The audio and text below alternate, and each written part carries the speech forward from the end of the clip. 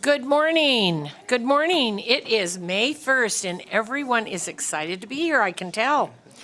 I will call the joint meeting of the Senate Finance and Assembly Ways and Means Committee to order, and would the secretary please call the roll?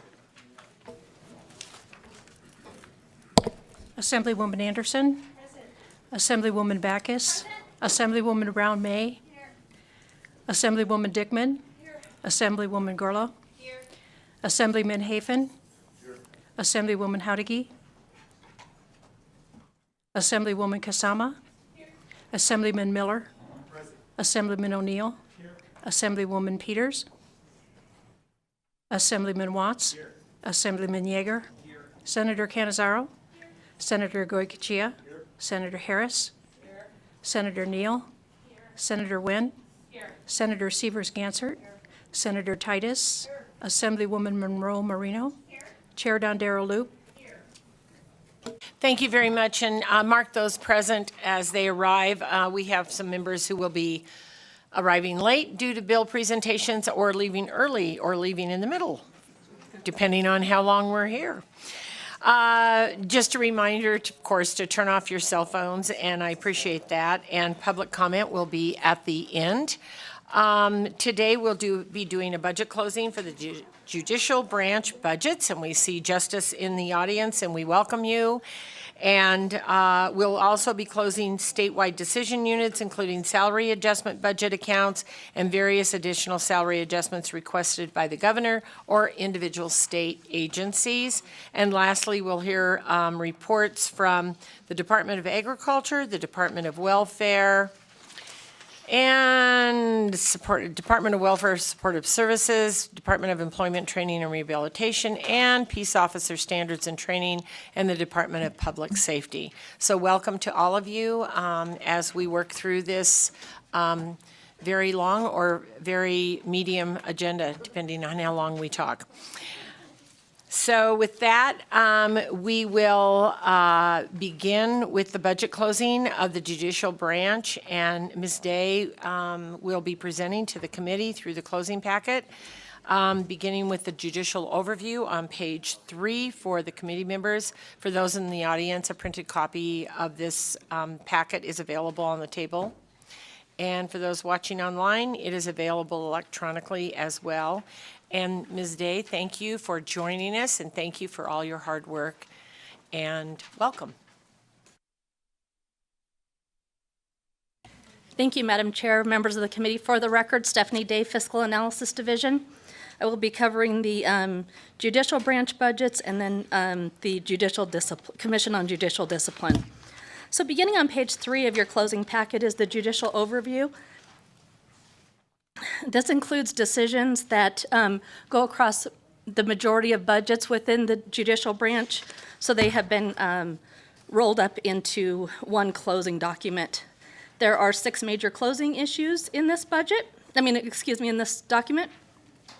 The Judicial Branch Budget Reform Act of 2023 is the judicial branch's budget proposal for the 23-25 biennium, which includes funding requests based on the proposed legislation, Senate Bill 58, that the judicial branch is designating as the Judicial Branch Budget Reform Act of 2023, which is comprised of the following reforms that, according to the judicial branch, would support the role of the judiciary as a separate and co-equal branch of government.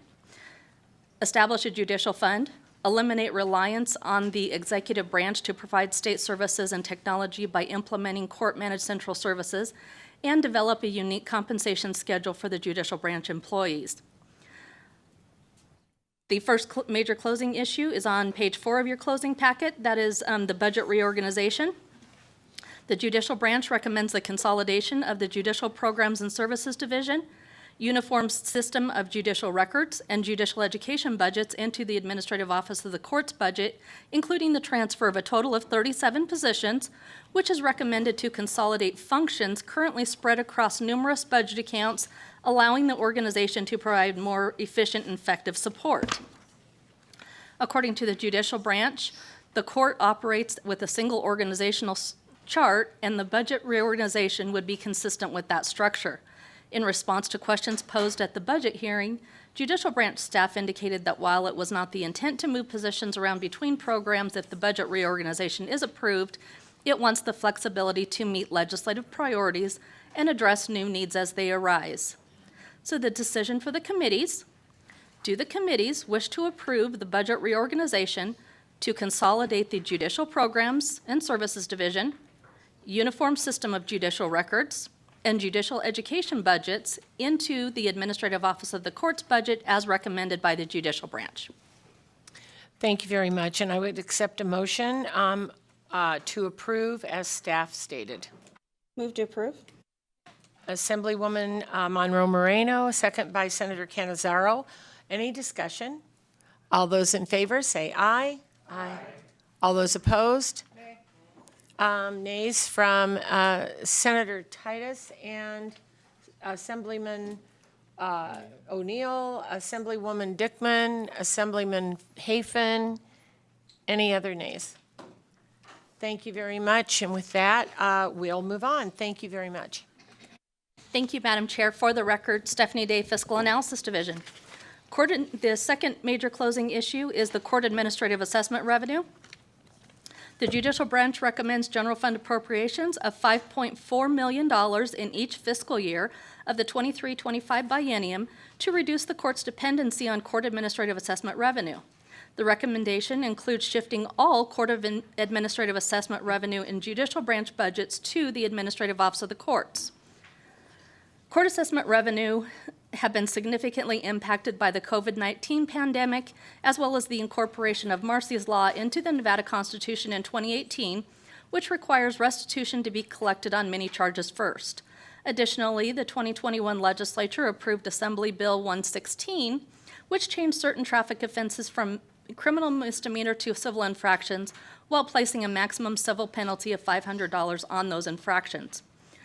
Based on a projection prepared by the judicial branch in November 2022, total projected court administrative assessment revenue of $31.1 million for the 2023-25 biennium represents a 30.2% decrease as compared to that revenue source for the 21-23 biennium.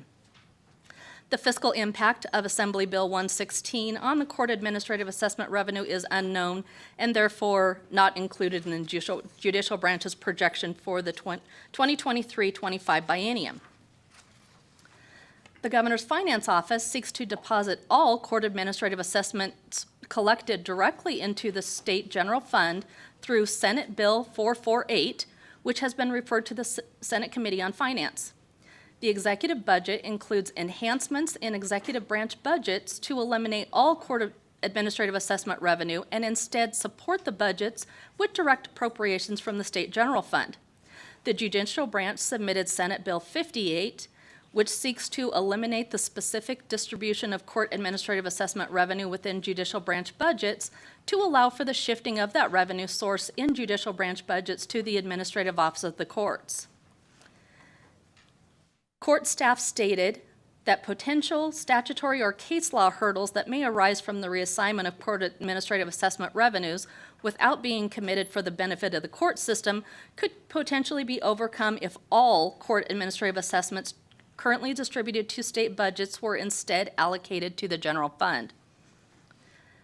Pursuant to NRS 176059, a portion of court administrative assessments are deposited into a special account in the state general fund and distributed to specific judicial branch and executive branch budgets, with remaining funds not distributed to those budgets deposited into the general fund as prescribed. Senate Bill 448 would eliminate that special account and the requirements for distribution and use of the money into that account, resulting in court administrative assessment revenue being deposited into the unrestricted general fund. A joint work session of the Senate Committee on Finance and Assembly Committee on Ways and Means was held on April 15, 2023. Members discussed Senate Bill 448 and the benefits of depositing the court administrative assessments into the general fund with commensurate direct general fund appropriations in all respective judicial branch and executive branch budgets. On April 27, 2023, the judicial branch submitted a conceptual amendment to Senate Bill 58, which would eliminate all provisions of the bill related to court administrative assessments, thereby aligning the bill with Senate Bill 448 as proposed by the Governor's Finance Office. So the decision for the committees: do the committees wish to replace all court administrative assessment revenue with general fund appropriation in the judicial branch budgets, consistent with the governor's recommendation for the executive branch budgets, resulting in additional general fund appropriations of $11.5 million in fiscal year 2024 and $11.8 million in fiscal year 2025. Thank you very much, and I would accept a motion as read by staff. Move to approve. Thank you. Assemblywoman Monroe Moreno making the motion, Senator Canizaro second. Any discussion on this? All those in favor say aye. Aye. All those opposed? Motion passes. We'll move on. Thank you, Madam Chair. For the record, Stephanie Day, Fiscal Analysis Division. The third major closing issue in this packet is the general fund reversions and budget flexibility, which begins on page 7 of your closing packet. The judicial branch recommends approval of Senate Bill 58, which seeks to establish flexibility within its budgets, create enhanced autonomy as a separate branch of government, create the judicial fund, and provide that the money in the fund does not revert to the general fund at the end of a fiscal year. The committee has expressed concerns with the provisions of Senate Bill 58 and directed staff at its April 15, 2023 work session to bring back options to the committees at the budget closing that would provide the judicial branch budget the judicial branch budget flexibility other than creating a judicial fund and allowing the judicial branch to retain funds remaining in judicial branch budgets at the end of a fiscal year. Based on a fiscal note submitted by the Administrative Office of the Courts for Senate Bill 58, there would not be a fiscal impact to the judicial branch with the original plan for Senate Bill 58, since the judicial fund contemplated in the legislation would be funded through savings achieved in the judicial branch out of appropriations and applicable authorizations made at the beginning of each biennium.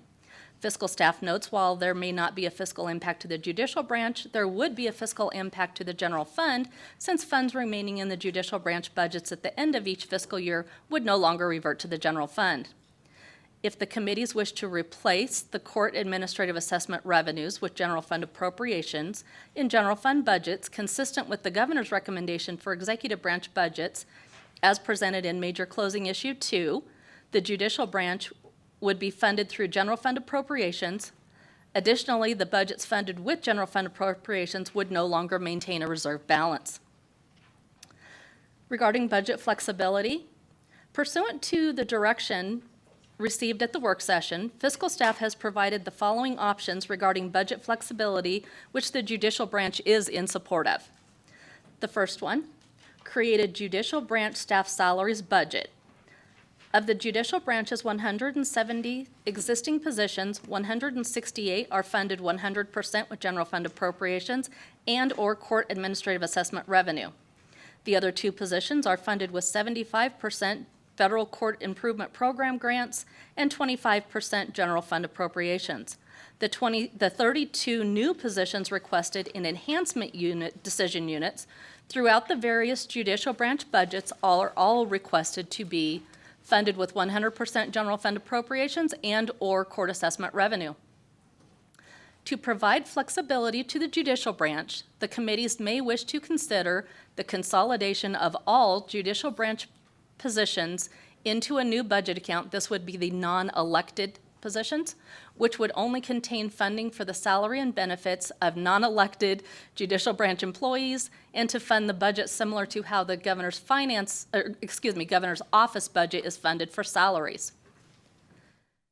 Various funding options for the new consolidated judicial branch staff salary budget, including the existing 170 positions and 32 new positions proposed,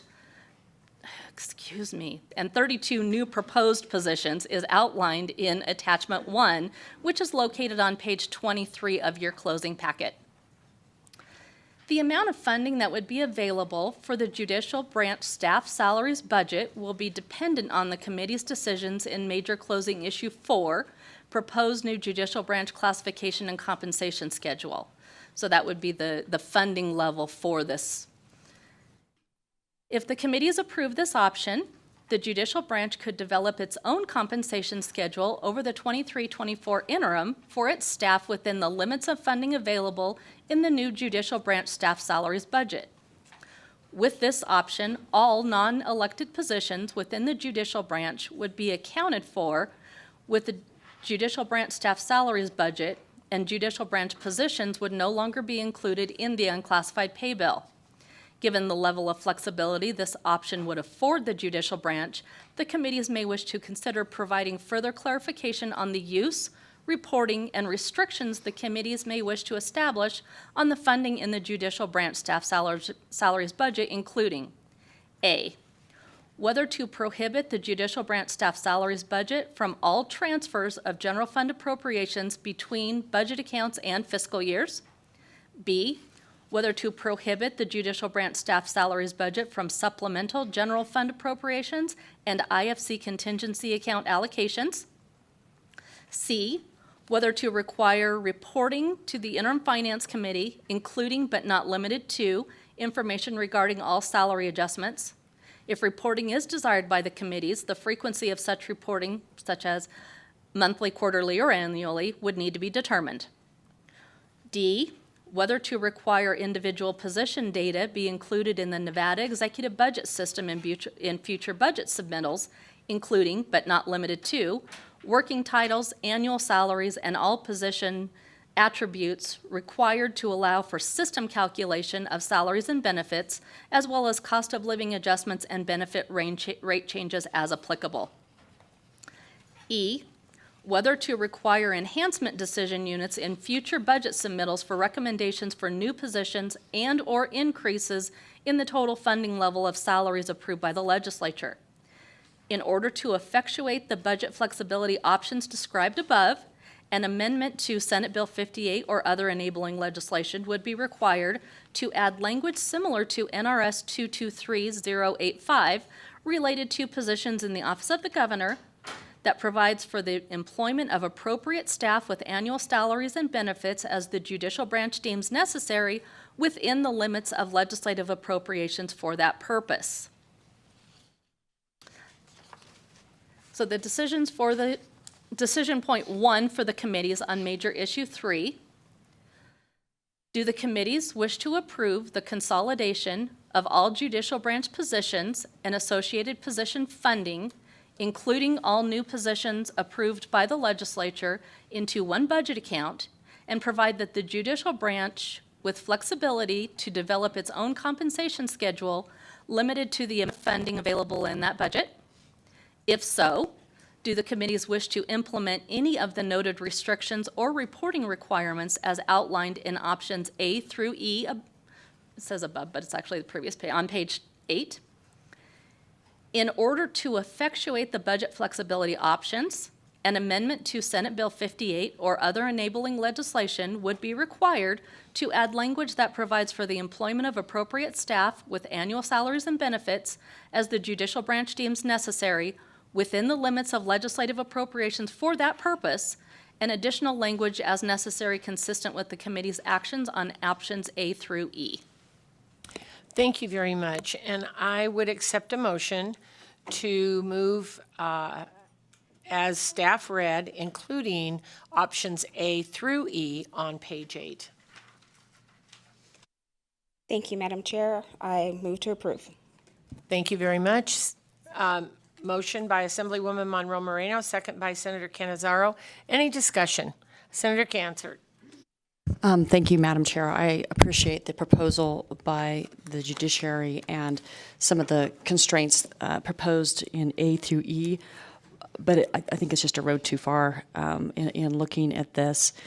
When you look at the tables on 23, I mean, the first thing that happened is enhancements for salaries were built into their base budget, and so they proposed substantially more money than we would have proposed, and I think they should get some flexibility, but I don't know exactly where we won't have control over where salaries will land. And I know when we were looking at sort of the details, they had, I think it was 3 or 5 positions proposed for close to $200,000. When you look at the executive branch, we don't even pay our cabinet level folks that type of money. And so I understand they need to be competitive, but I think providing that much flexibility is is beyond what we should be doing. And I also think, anticipating future biennias, that this sets us up for, because we're assuming everything is general fund, right? So we're going to put everything in general fund and then take the assessments in, that we're going to see substantial increases over time that we won't be able to manage. So I think I just have issues with the way that this is structured, because we will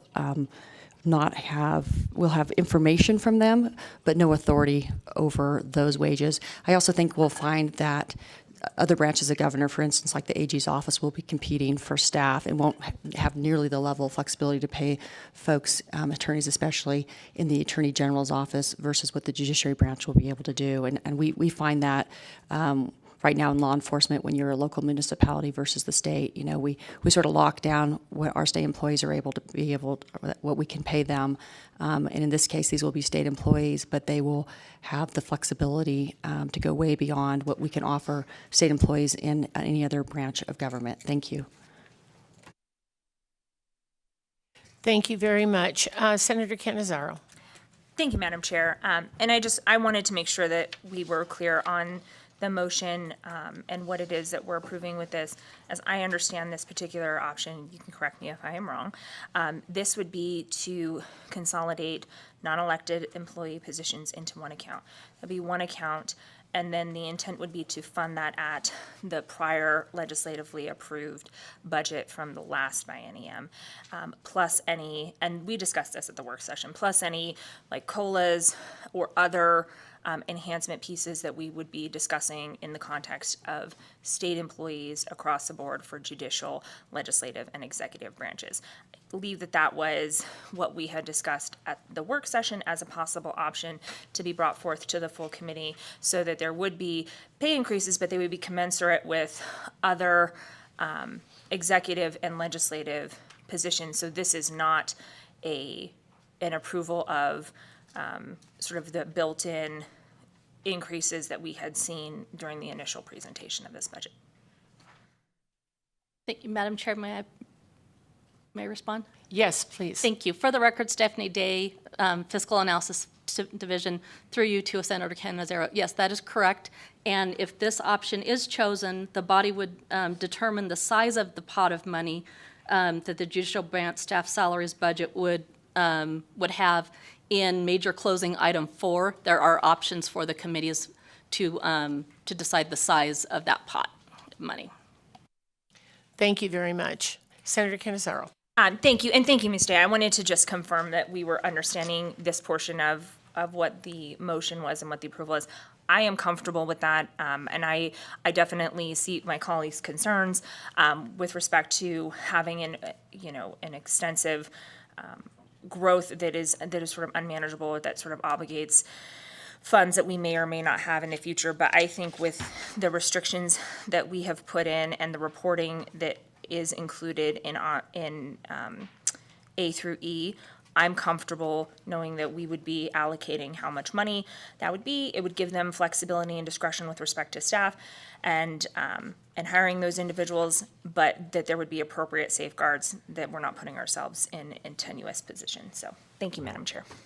Thank you very much. Additional comments? Senator Goicoechea? Thank you, Madam Chair. And I guess my concern with it is I look at this, and maybe I'm not really understanding it right, but it looks to me like if they had some vacancy savings, then they could end up rolling those into the salary schedule, and that really concerns me.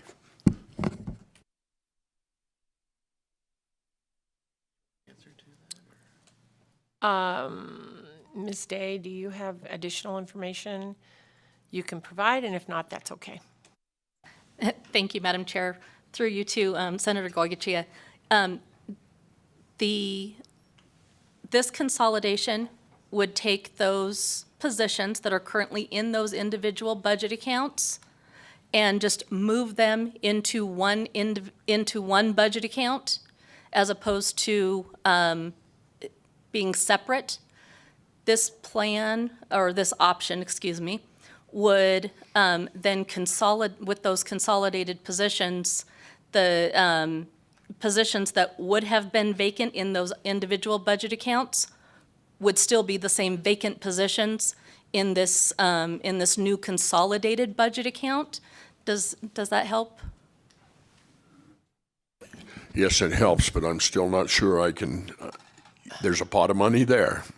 And if it's available, and maybe we don't have all the positions filled, it looks to me like there would be the ability to increase some of those positions as far as the salary. I think we lose control of the salary schedule. Thank you very much. I'm going to call on Mr. Thorley to add some additional information. Thank you, Madam Chair. Wayne Thorley for the record, LCB Fiscal Analysis Division. So as Ms. Day mentioned, under the current structure, the judicial branch is appropriated funds or authorized to expend administrative assessment revenue on salaries. If there are vacancy savings in their budgets, they could use that money. This does not change that at all. It just moves all the positions into one budget account, whereas right now they are spread out amongst several budget accounts. And as Ms. Day mentioned, this is the way the closing document is structured is kind of a layered approach, and this is the first layer. But there are other discussions that will happen here shortly about other options for the committee to consider, both the size of the pot of the money allocated for the funds, for the salaries, and also additional restrictions on potential additional restrictions on transfers between budget accounts, with the option to limit the growth in the salaries to only what the legislature approves. I thank you for that, and thank you, Madam Chair. I'm going to oppose this until I see what the rest of the program looks like. I'm not too sure we're locked down.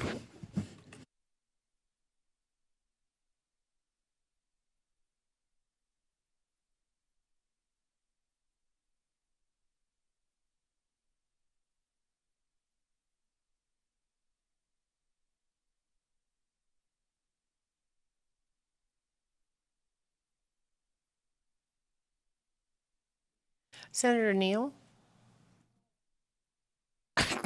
Madam Chair, I think Mr. Thorley answered it.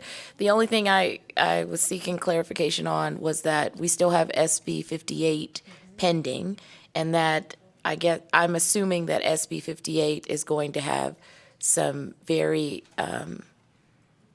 series of amendments that make it passable based on the decisions that we make today. That's what I'm assuming.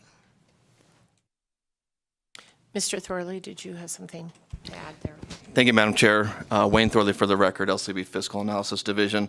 So Senator Neal, part of the motion, if you look at the top of page 9, the last paragraph in the gray decision box is about an amendment to Senate Bill 58 or the drafting of other enabling legislation to add language to effectuate the options in A through E. So there would be a significant amendment to Senate Bill 58. Thank you for that clarification, because the enabling legislation would be any of those transfers that we're going to limit and the pot, potentially. Wayne Thorley for the record. So yeah, the enabling legislation, that language is in the decision box because it doesn't have to be Senate Bill 58. That's a vehicle to accomplish the legislative changes needed if this is approved.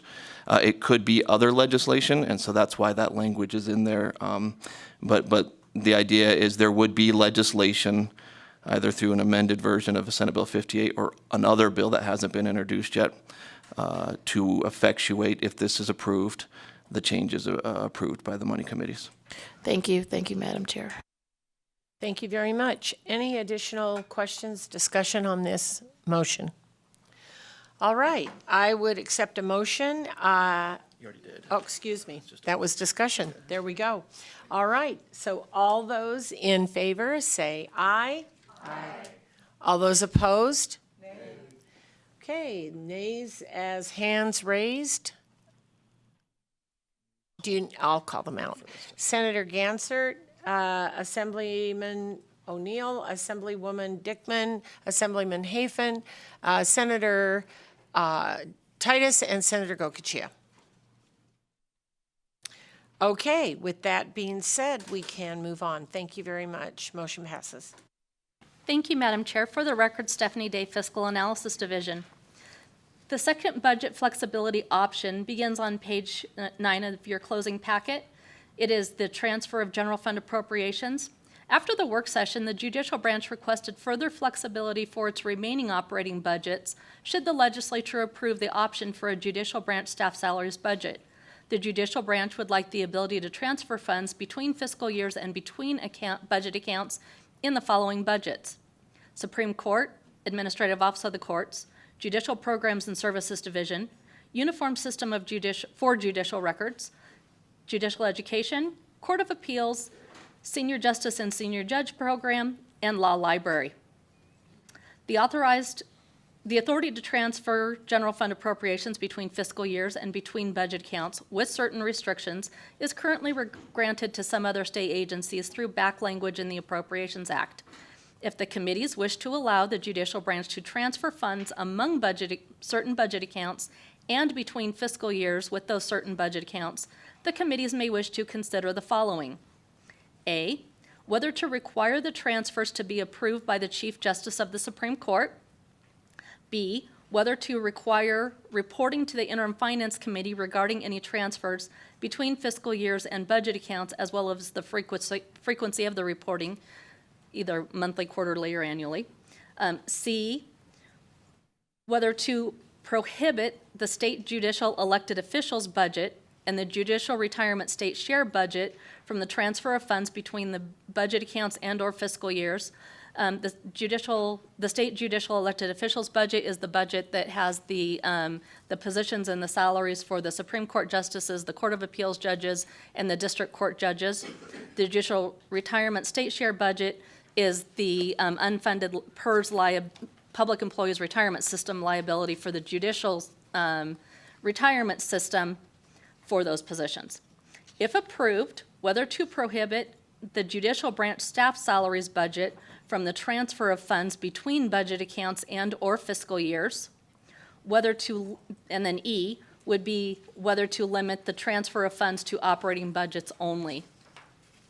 So the decision point 2 for the committees on major closing issue 3 would be, do the committees wish to allow the judicial branch to transfer funds between fiscal years and between budget accounts for the following budgets: Supreme Court, Administrative Office of the Courts, Judicial Programs and Services Division, Uniform System of Judicial Records, Uniform System, that should be Uniform System of Judicial Records. Judicial Education, Court of Appeals, Senior Justice and Senior Judge Program, Law Library. If so, do the committees wish to implement any of the noted restrictions or reporting requirements as outlined in options A through E above? Thank you very much, and I would accept a motion as staff read, including implementing any of the noted restrictions or reporting requirements as outlined in options A through E. So moved. Thank you very much, Assemblywoman Monroe Moreno, second by Senator Canizaro. Any discussion on this item? Seeing none, all those in favor say aye. Aye. All those opposed? Nay from Senator Titus, Senator Gokachia, Senator Gansert, Assemblywoman Kasama, Assemblyman Hafen, Assemblywoman Dickman, and Assemblyman O'Neill. Did I get everybody? Thank you very much. Motion passes. We'll move on. Thank you, Madam Chair. For the record, Stephanie Day, Fiscal Analysis Division. The fourth major closing issue in this packet is the proposed new judicial branch classification and compensation schedule. The judicial branch recommends total funding of $13.3 million, of which $8.8 million is general fund appropriations over the 2023-25 biennium to move the court's existing 170 existing positions, excluding judicial elected officials, into a new non-classified position classification with proposed salary increases of varying degrees, which are detailed in attachment 2. The judicial branch recommends a proposed new classification and compensation schedule for the state employees of the judicial branch. However, if the committee is approved, major closing issue 3 general fund reversions and budget flexibility, the committees will not be approving funding based on the proposed new compensation schedule for the judicial branch, but rather the amounts for which the judicial branch staff salaries account will be appropriated over the 23-25 biennium. So this is determining that pot of money. If the committees do not approve Major Closing Issue 3, fiscal staff has provided details below for the committees to consider funding for the judicial branch's original request related to the proposed new judicial branch classification and compensation schedule. Since that motion passed, we will move to page 14 of your closing document. The previous pages were the judicial branch's original proposal, the details related to that. So on page 14 of your closing packet at the bottom, a joint work session of the Senate Committee on Finance and Assembly Committee on Ways and Means was held on April 15th, 2023. Committee members voiced concerns over potential inequities in pay that could result between similar positions and employees with similar qualifications in the different branches of government, such as attorneys in the judicial branch compared to the Deputy Attorney General positions in the Office of the Attorney General. The maximum annual salaries proposed by the judicial branch could be as much as $30,000 greater than the directors of major departments in the executive branch, such as the directors of the Department of Health and Human Services and Department of Corrections, who oversee thousands of employees. Committee members also discussed global issues concerning COLAs and PERS and Public Employees Retirement System, and wanted to ensure that the raises that are provided to state employees are sustainable. In response to questions following the budget hearing on March 13th, 2023, the judicial branch indicated that the position classifications identified as having a disproportionate classification are the auditor, guardianship investigator, judicial auditor, judicial programs manager, and chief information security officer positions. After the work session, judicial branch staff provided follow-up information, including the judicial branch's working titles for each position, detailing salary adjustments for existing positions based on the current grade and step classification system, which are included as attachment 4 in your closing packet, which are pages 33 and 34. Fiscal staff estimates that the fiscal impact of the requested 54 position reclassifications and/or salary adjustments is approximately $1.5 million per fiscal year, including benefits as follows.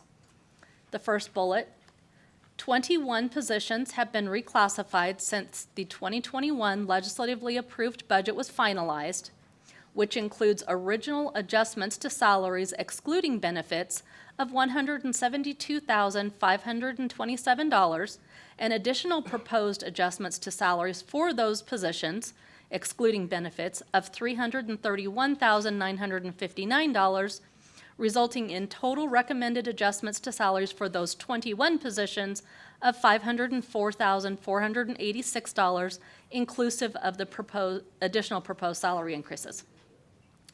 The total fiscal impact, including benefits, is estimated by fiscal staff of approximately $700,000, which is approximately $250,000 for the original salary adjustments and an additional approximately $450,000 for the additional proposed salary adjustments in each fiscal year of the 2023-25 biennium, and that would include the benefits. The second item is 33 additional positions, in addition to those 21, that have been identified by the judicial branch as having a disproportionate classification compared to the legislatively approved positions and are requested to be adjusted effective July 1, 2023, with adjustments to salaries for those positions of $582,441, excluding benefits, with a total fiscal impact, including benefits, estimated by fiscal staff of approximately $800,000 in each fiscal year of the 2023-25 biennium. Fiscal staff would note that the revised maximum salaries for 2 positions provided in the information by the judicial branch would increase to $203,634 annually if the COLAs were approved as recommended by the governor, and $207,707 annually if an additional 2% COLA was approved by the legislature for those positions. For comparison, The maximum salaries proposed would exceed the maximum salaries for unclassified directors of major executive branch departments of $166,100 annually if the COLAs were approved as recommended by the governor, and $169,420 annually if an additional 2% COLA was approved by the legislature for those positions, which would be an increase of $37,534 and $38,287 respectively over the amounts for those director positions. Judicial branch staff also provided information for the 32 new positions requested in enhancement decision units throughout various judicial branch budgets and discussed in the closing document of the respective budgets, which is included as attachment 5, which is on page 35 of your closing document. The information is based on the current position structure and includes working titles and proposed classified service equivalent grade and step with the associated maximum salary for each position. If the committees wish to not approve the salary increases as originally proposed by the judicial branch and instead approve the positions based on the legislatively approved current position structure, inclusive of COLAs approved for executive branch and legislative branch staff not represented by a collective bargaining unit, the committees may wish to consider the following. A, whether to approve general fund appropriations of $1.3 million over the 23-25 biennium to fund all existing judicial branch positions, calculating using the judicial branch's current position structure equivalent to the classified service grade and step system at a step 10. B, whether to approve general fund appropriations of approximately $250,000 in each fiscal year of the 2023-25 biennium to fund salary adjustments for 21 positions that have been reclassified between the legislatively approved budget for the current biennium and April 14th, 2023, which was the day before the work session. C is whether to approve general fund appropriations of approximately $450,000 in each fiscal year of the 2023 biennium to fund additional proposed adjustments to salaries effective July 21, 2023 for the 21 positions that have been reclassified between the legislatively approved budget for the current biennium and April 14th, 2023, resulting in total general fund appropriations to fund adjustments to salaries for those 21 positions of $700,000 in each fiscal year of the 2023-25 biennium. D, whether to approve general fund appropriations of approximately $800,000 in each fiscal year of the 2023-25 biennium to fund 33 additional positions that have been identified by the judicial branch as having a disproportionate classification compared to the legislatively approved budget for the current biennium and are requested to be adjusted effective July 1, 2023. So the decision for the committees, there's a note, if the committee has approved major closing issue 3, the decision below, which it was approved, the decision below would reflect the funding amount for the judicial branch staff salaries account and would not implement a decision for funding for specific staff salaries. So do the committees wish to approve option 1, funding for the proposed new judicial branch classification and compensation schedule, including total funding of $13.3 million, $8.8 million of which is general fund, for salary increases as recommended by the governor, or funding for the judicial branch positions at the levels approved by the 2021 legislature, inclusive of any cost of living adjustments approved for executive and legislative branch staff not represented by a collective bargaining unit, which would result in in savings of $13.3 million, 8.8 of which it would be general fund, over the 2023-25 biennium compared to the amounts requested in the executive budget. The savings reflected does not include COLAs for the 2023-25 biennium, which would be addressed in the pay bill. If the committees wish to approve option 2, do the committees wish to also approve funding for adjustments to positions made by the judicial branch after the 2021 legislature adjourned and through April 24th, 2023, and/or salary increases for positions identified by the judicial branch as having a disproportionate classification. If so, the committees may wish to consider the following options. A, approve general fund appropriations of $1.3 million over the 2023-25 biennium to fund all existing judicial branch positions calculated using the judicial branch's current position structure equivalent to the classified service grade and step system at a step 10.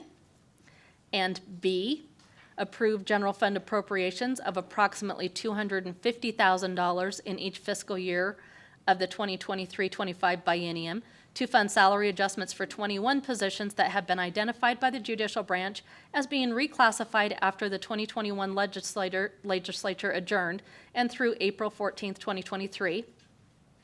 And C, approve general fund appropriations of approximately $450,000 in each fiscal year of the 2023-25 biennium to fund salary adjustments effective July 1, 2023 for 21 positions that have been identified by the judicial branch as being reclassified between the legislatively approved position and April 14th, 2023, in addition to the salary adjustments described in B above, which results in total funding of approximately $700,000 in each fiscal year of the 2023-25 biennium for those positions. That would be those 21 positions. And D, approve general fund appropriations of approximately $800,000 in each fiscal year of the 2023-25 biennium to fund salary adjustments effective July 1, 2023 for 33 additional positions that have been identified by the judicial branch as having a disproportionate classification compared to the legislatively approved position. Thank you very much for walking us through that information. And I would move to approve, I'm sorry, I will accept a motion. Lose track of my position here. I will accept a motion to approve option 2 as read by staff, along with option A. So moved. Thank you very much. Assemblywoman Monroe Moreno making the motion, second by Senator Canizaro. Any discussion on that? Senator Neal. Thank you, Madam Chair. So in the pay bill at the end of session, what's going to go in there?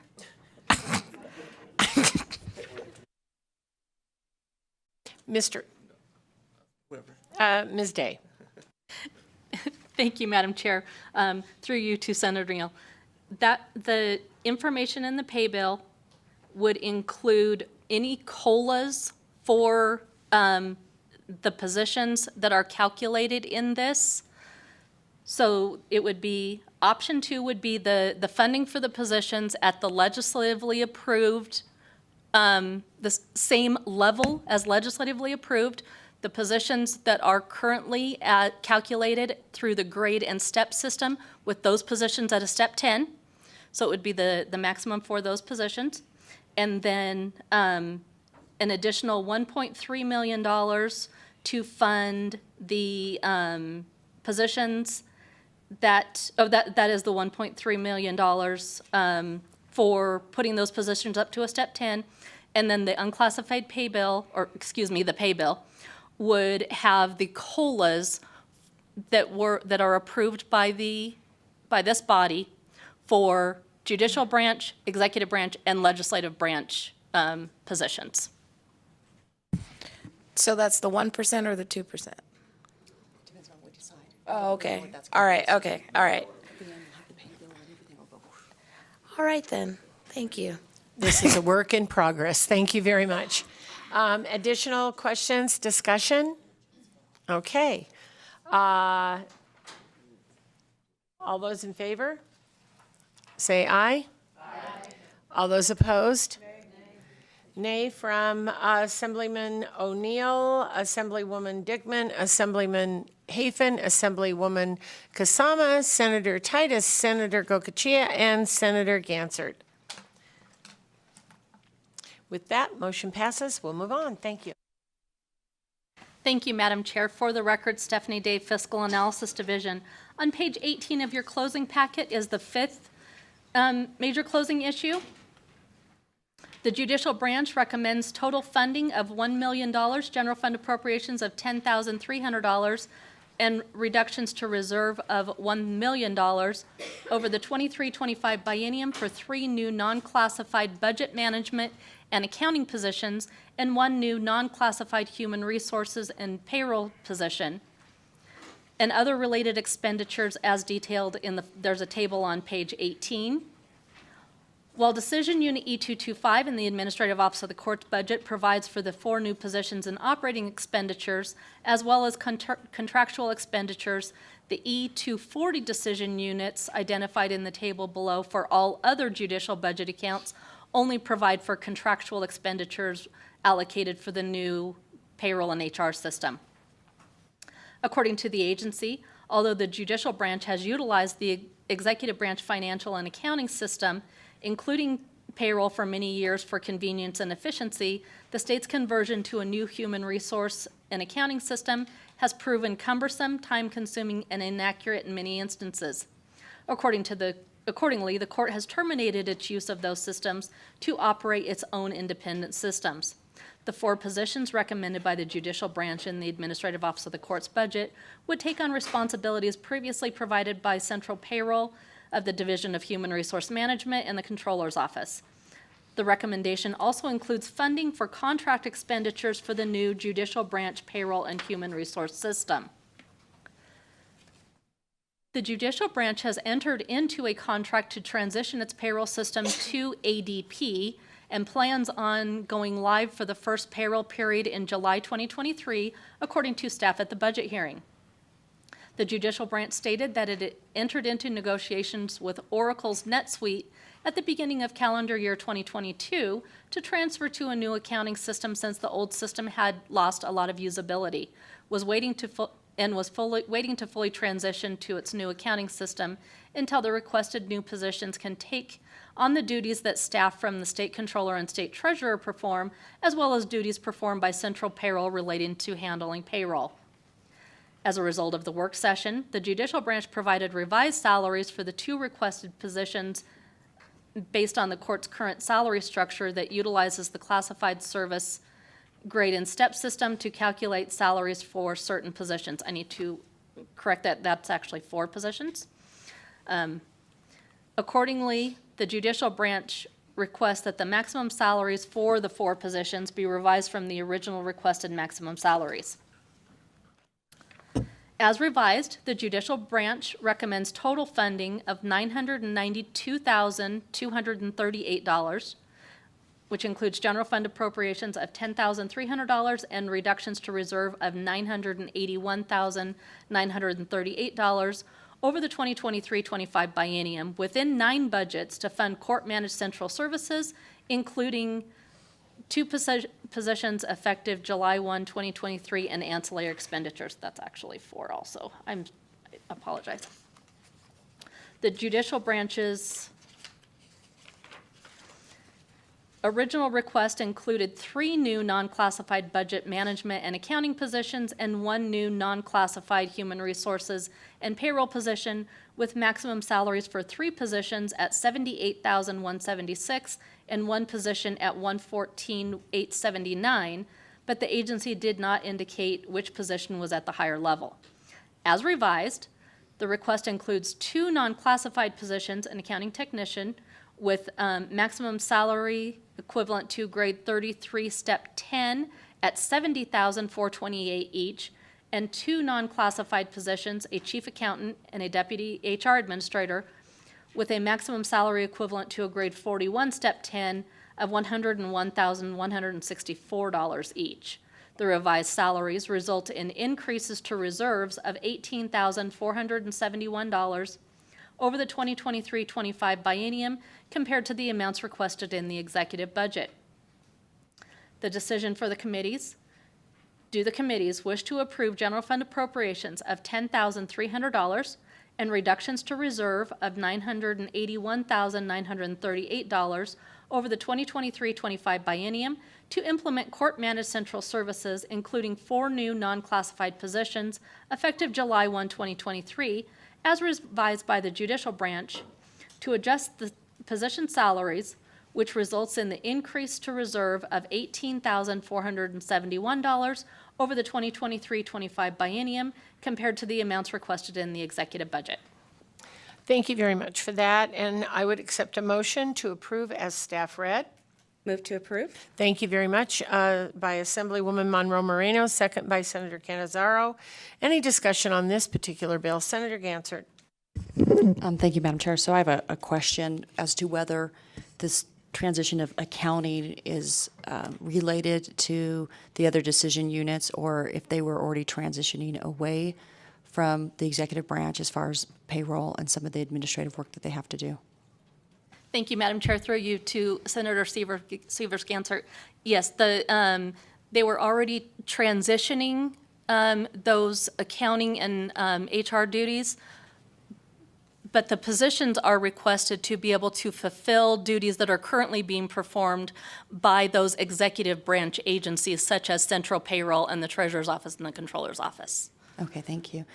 So for now, because I'm opposed to this full independence, I'm going to be a no on it. Thank you.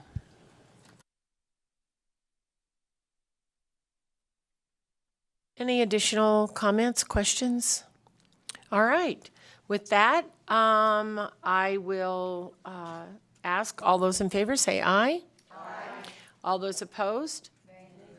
Nay. Assemblyman O'Neill, Assemblywoman Dickman, Assemblyman Hafen, Assemblywoman Kafzama, Senator Titus, Senator Gokachia, and Senator Gansert are noes.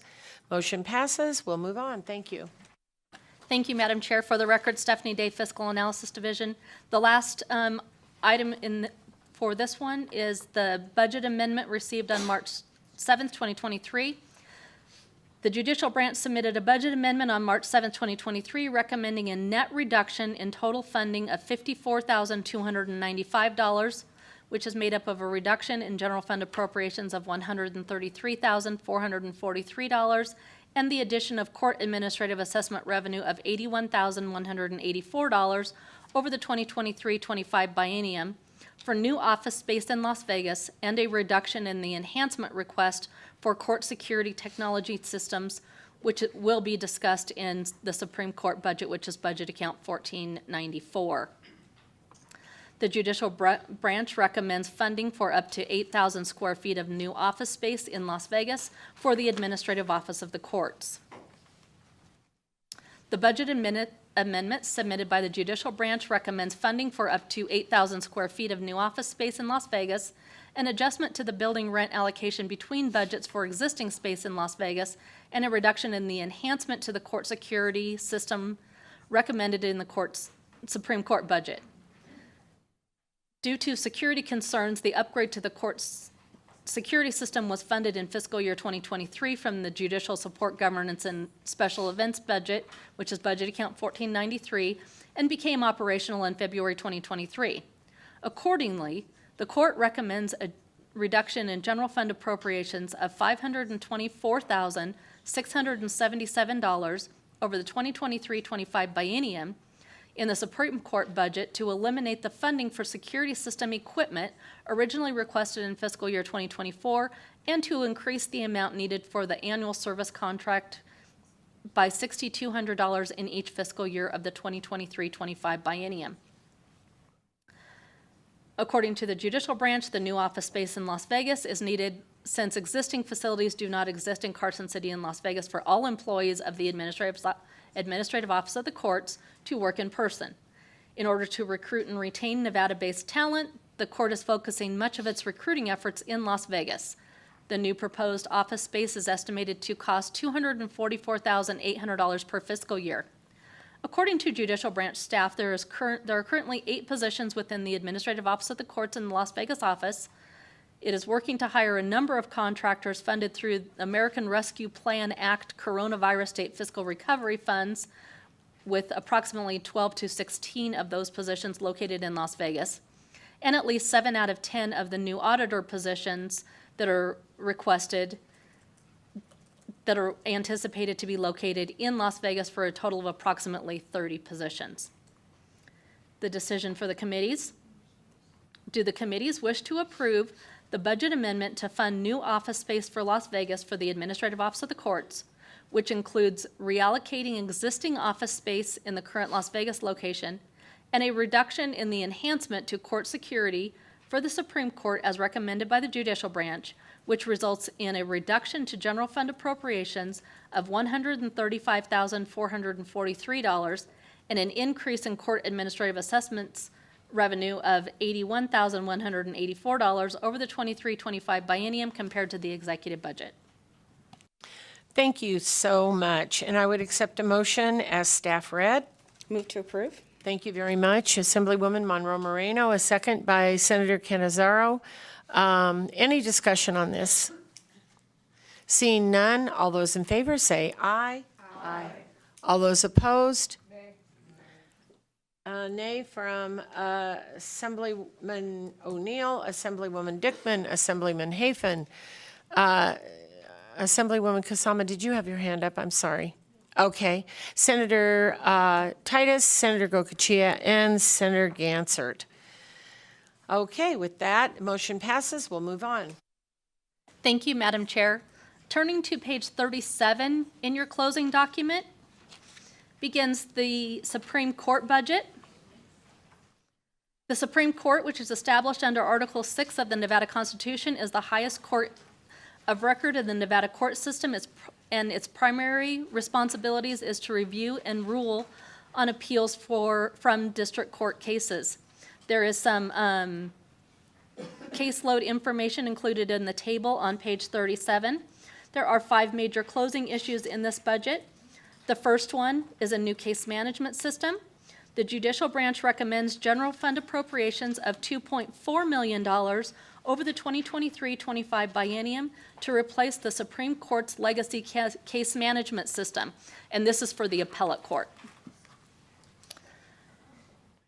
That system, which the court indicates their current system is aging and difficult to update, causing concerns for the court over security and functionality.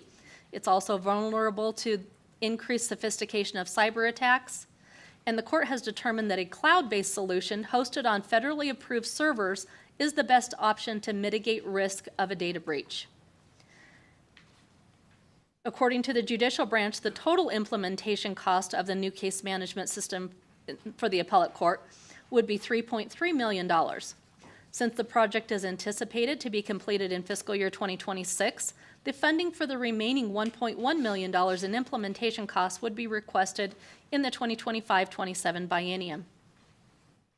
In response to follow-up from the budget hearing, the court indicated that ongoing costs for the appellate court's case management system are anticipated to be $307,754 for C-Track software annual maintenance and support, annual managed cloud service, and Azure cloud hosting and infrastructure environment. The decision for the committees. Do the committees wish to approve general fund appropriations of $2.4 million over the 2023-25 biennium to replace the legacy case management system for the appellate court as recommended by the judicial branch?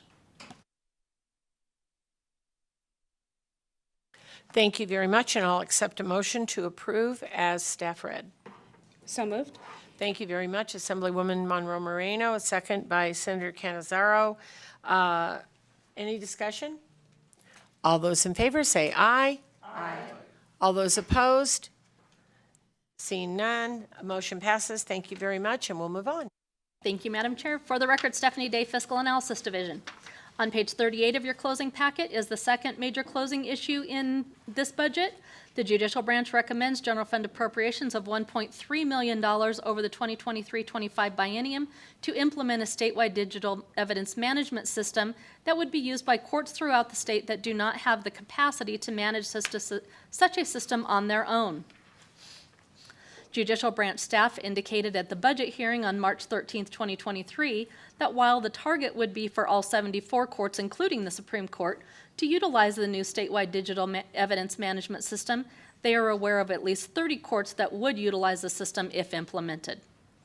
In response to follow-up from the budget hearing, the court indicated that the industry standard for ongoing annual maintenance and operating costs is 18% of procurement and setup costs, and the ongoing annual maintenance and operating costs for the appellate court's case management system are estimated to be $117,000. The judicial branch requests authority to transfer funds between fiscal years due to the unknown project timelines related to the statewide digital evidence management system project.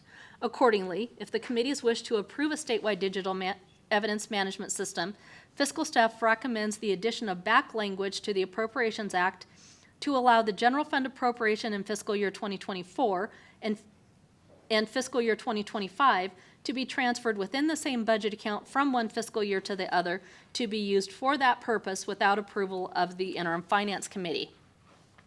So the decision for the committees: do the committees wish to approve general fund appropriations of $1.3 million over the 2023-25 biennium to implement a statewide digital evidence management system as recommended by the judicial branch? And if the committees wish to fund the implementation of a new statewide digital evidence management system, do the committees wish to include back language in the Appropriations Act to allow the general fund appropriations in fiscal year 2024 and fiscal year 2025 to be transferred from one fiscal year to the other within the same budget account to be used for that purpose without approval of the interim finance committee?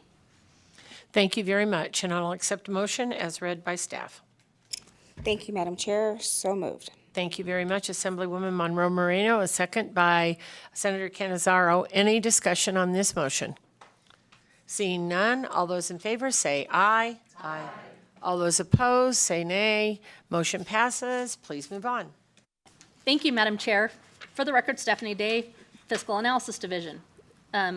Major closing issue number 3 in this budget begins on page 39 of your closing packet. The judicial branch recommends general fund appropriations of $1.4 million in fiscal year 2024 to build a hybrid training facility that would provide a facility to train trial court staff on several new statewide systems to ensure successful rollouts of the systems. According to the judicial branch, a centralized training facility is needed since most court buildings do not have sufficient space to accommodate training. The requested funding of $1.4 million for the training facility includes all costs for construction and furnishings of the facility, including computer equipment and furniture, as well as the expansion of restroom facilities to meet current code. In response to follow-up from the budget hearing regarding the State Public Works Division overseeing the construction of the hybrid training facility pursuant to NRS 341.1405 subsection 2, or delegating the authority to the court, the judicial branch indicated that pursuant to NRS, the court is exempt from executive branch procurement and construction requirements, but the court has been in contact with the State Public Works Division and has noted its intention to follow best practices for the project, but handle the primary project management in-house. In response to follow-up from the budget hearing, the court indicated trainings are currently held at hotels and other venues, and based on the costs incurred from a conference in January 2023, if one judge's conference per year is held in the contemplated space, approximately $17,500 in savings could be realized through eliminating meeting room costs and significantly reduced costs for food and beverage. The judicial branch requests authority to balance forward any funds remaining at the end of fiscal year 2024 to fiscal year 2025 to ensure the completion of the project. Accordingly, if the committees wish to approve funding for a hybrid training facility at the Supreme Court Law Library in the Carson City Supreme Court building, fiscal staff recommends the addition of back language to the Appropriations Act to allow for the general fund appropriation in fiscal year 2024 to balance forward to fiscal year 2025 within the same budget account to be used for that purpose without approval of the interim finance committee. The decision for the committees: do the committees wish to approve a general fund appropriation of $1.4 million in fiscal year 2024 for a hybrid training facility as recommended by the judicial branch? And if the committees wish to fund a hybrid training facility at the Supreme Court Library in the Carson City Supreme Court building, do the committees wish to include back language in the Appropriations Act to allow the judicial branch to balance forward funding from fiscal year 2024 to fiscal year 2025 within the same budget account to be used for that purpose without approval of the interim finance committee? Thank you very much, and I'll accept a motion. Move to approve. Thank you very much, Assemblywoman Monroe Moreno, a second by Senator Canizaro. Any discussion on this item? Seeing none, all those in favor say aye. Aye. All those opposed, say nay. Motion passes. We'll move on. Thank you very much. Thank you, Madam Chair. For the record, Stephanie Day, Fiscal Analysis Division. The fourth major closing issue in this budget is on page 41 of your closing packet. The judicial branch recommends general fund appropriations of $570,010 over the 2023-25 biennium for a new non-classified public information officer position and a new non-classified web content specialist position, both effective October 1, 2023, to maintain public information and improve how information is provided to the public. The court would also utilize these positions to conduct civics education. The positions would provide the court the capacity to effectively monitor social media activities, including threats and natural disasters, according to the court. Accordingly, these positions would be components of the court's emergency response team and keep the public informed in case of emergencies. As a result of the work session, the judicial branch provided revised salaries for the two requested positions based on the court's current salary structure, which are detailed in the middle of page 14. As revised, the judicial branch recommends general fund appropriations of $489,456 over the 23-25 biennium to fund two new non-classified positions effective October 1, 2023, and ancillary expenditures as follows.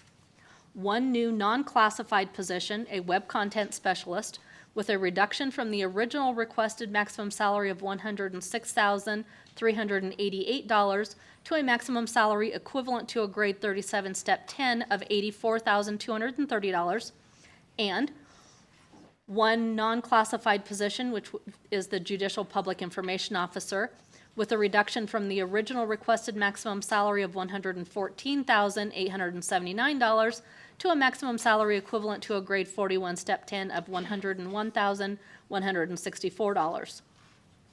During the budget hearing, judicial branch staff indicated the positions are needed due to the demands of the duties on current staff, and those positions would address misinformation and disinformation campaigns, including monitoring social media activities and keeping track of accounts because the court regularly gets trolled online. The positions would monitor internet traffic because the Marshal's Department does not have a dedicated cybersecurity individual like some law enforcement agencies.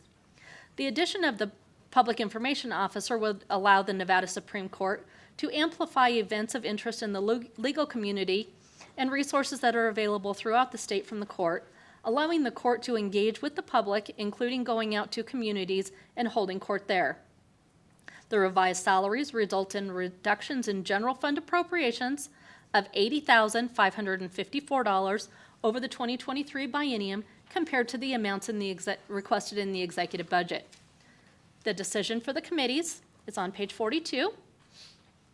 Do the committees wish to approve general fund appropriations of $489,456 over the 2023-25 biennium for a new non-classified public information officer position equivalent to a grade 41 step 10 and a new non-classified web content specialist equivalent to a grade 37 step 10 as revised by the judicial branch, which results in reductions in general fund appropriations of $80,554 over the 23-25 biennium compared to the amounts requested in the executive budget. Thank you very much, and I would seek a motion to not approve the decision read by committee. So moved. Assemblywoman Monroe Moreno, second by Senator Canizaro. Any discussion on this? Seeing none, all those in favor say aye. Aye. All those opposed? Thank you very much. Motion passes. We'll move on. Thank you, Madam Chair. For the record, Stephanie Day, Fiscal Analysis Division. The last major closing issue in this budget is on page 42 of your closing packet. The judicial branch recommends general fund appropriations of $1.1 million over the 23-25 biennium for upgrades to court security including 2 new non-classified deputy marshal positions. Those positions would, according to the court, greatly enhance the ability of the marshal's office to effectively provide the security and safety the court needs. The Carson City Supreme Court Marshal's Office currently has 4 positions, a chief marshal, lieutenant marshal, and 2 deputy marshals, to protect and secure the 125,000 square foot court facility that includes a 3-story building with a basement, parking garage, and exterior grounds area. Due to the activity levels experienced daily, the chief marshal has spent more time performing deputy marshal duties than performing chief-level administrative duties, according to the judicial branch. And additionally, the Carson City Marshals have also had to rely on assistance from the Legislative Police and Capitol Police to help with staffing for the court security for special events such as pardons boards meetings and high-profile court cases. As a result of the work session, the judicial branch provided revised salaries and the 2 requested positions. The judicial branch requests that the maximum salaries for the 2 new positions be revised from the original requested maximum salary of $106,388 for each position to a maximum salary equivalent to a grade 39 step 10 of $92,269 for each position. As revised, the judicial branch recommends general fund appropriations of $450,008 over the 2023-25 biennium to fund the 2 new marshal deputy positions as described previously. During the budget hearing, judicial branch staff indicated that the court looked at coverage both in the north and the south and determined that the sufficient security is lacking to feel safe within its building, and there have been a few events that have led to criminal threat charges.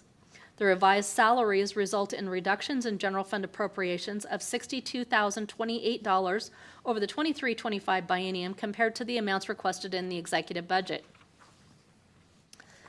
This recommendation also includes general fund appropriations of $609,077 over the 23-25 biennium to upgrade security cameras at the Las Vegas Supreme Court building, the camera servers at both the Carson City and Las Vegas locations, replace aging access control systems in Carson City, and provide a premium service contract to maintain the security equipment, which the judicial branch indicates will minimize the downtime.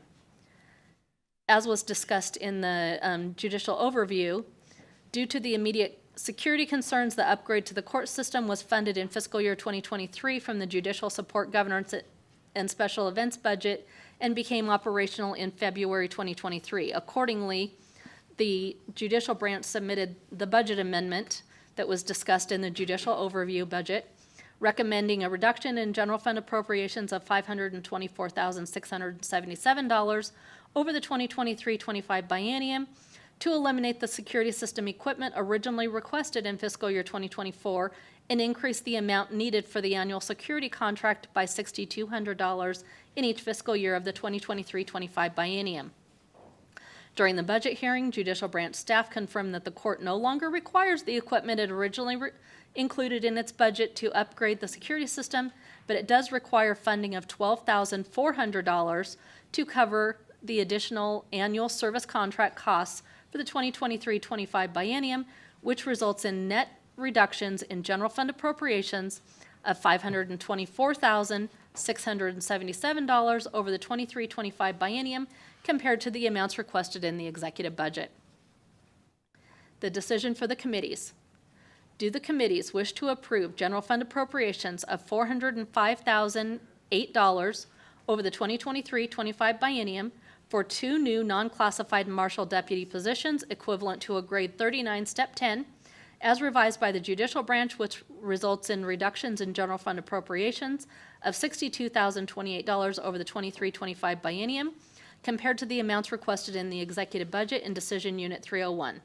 And do the committees wish to approve general fund appropriations of $84,400 over the 2023-25 biennium for security system upgrades, inclusive of the budget amendment submitted by the judicial branch on March 7, 2023, that eliminates the funding for that security system equipment originally requested in fiscal year 2024 of $537,077 and includes the addition of $12,400 over the 2023-25 biennium to support the annual service contract for its recently upgraded security system, which results in net reductions in general fund appropriations of $524,677 over the 2023-25 biennium, compared to the amounts requested in the executive budget in Decision Unit 302 and consistent with the committee's closing actions in the judicial overview.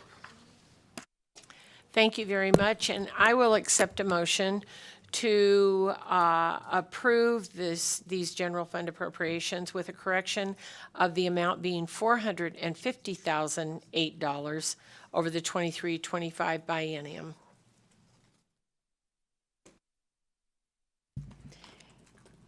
Thank you, Madam Chair. So moved. Thank you very much, Assemblywoman Monroe Moreno, a second by Senator Canizaro. Any discussion on that motion? Seeing none, all those in favor say aye. Aye. All those opposed, nay. Seeing none, motion passes. Thank you very much. Thank you, Madam Chair. For the record, Stephanie Day, Fiscal Analysis Division. On page 44 of your closing packet, there are 7 other closing items. Fiscal staff recommends other closing items 1 through 7 be closed as included in the executive budget and requests authority for staff to make technical adjustments as necessary. Thank you very much, and I'll accept a motion. So moved. Thank you very much. Assemblywoman Monroe Moreno, second by Senator Canizaro. Any discussion? Seeing none, all those in favor say aye. Aye. All those opposed say nay. Motion carries. Thank you very much. We'll move on. Thank you, Madam Chair. For the record, Stephanie Day, Fiscal Analysis Division. On page 47 of your closing document is the Administrative Office of the Court's budget. There is 2 major closing issues in this budget. The first is 10 new audit positions. The Judicial Branch recommends reductions to reserve of $2.9 million over the 2023-25 biennium for 10 new non-classified audit positions. According to as a result of the work session, there are revised salaries which are detailed on the middle of page 48 of your closing packet for those 10 positions. According to the Judicial Branch staff at the budget hearing, some courts have accounting staff, but most do not, and the audit function is important to assist the courts with understanding why financial policies are necessary to implement, and this is due to the current audit cycle that is estimated to be 30 years due to insufficient staffing, and these 10 new positions would help with that. So the decision for the committees, do the committees wish to approve reserve reductions of $2.5 million over the 23-25 biennium for 10 new non-classified audit positions and audit software effective October 1, 2023, as revised by the Judicial Branch, to adjust the position salaries, which result in an increase of reserves of $298,018 over the 23-25 biennium compared to the amounts requested in the executive budget. Thank you very much, and I'll accept a motion. So moved. Thank you very much. Assemblywoman Monroe Moreno, second by Senator Canizaro. Any discussion? Senator Gansert. Thank you, Madam Chair. So I just had some questions. It's my understanding that right now the court's audit rotation is like every 30 years. So my question is this going from 30 years to 4 years? And then do they currently have audit positions, and how many of those are open or unfilled?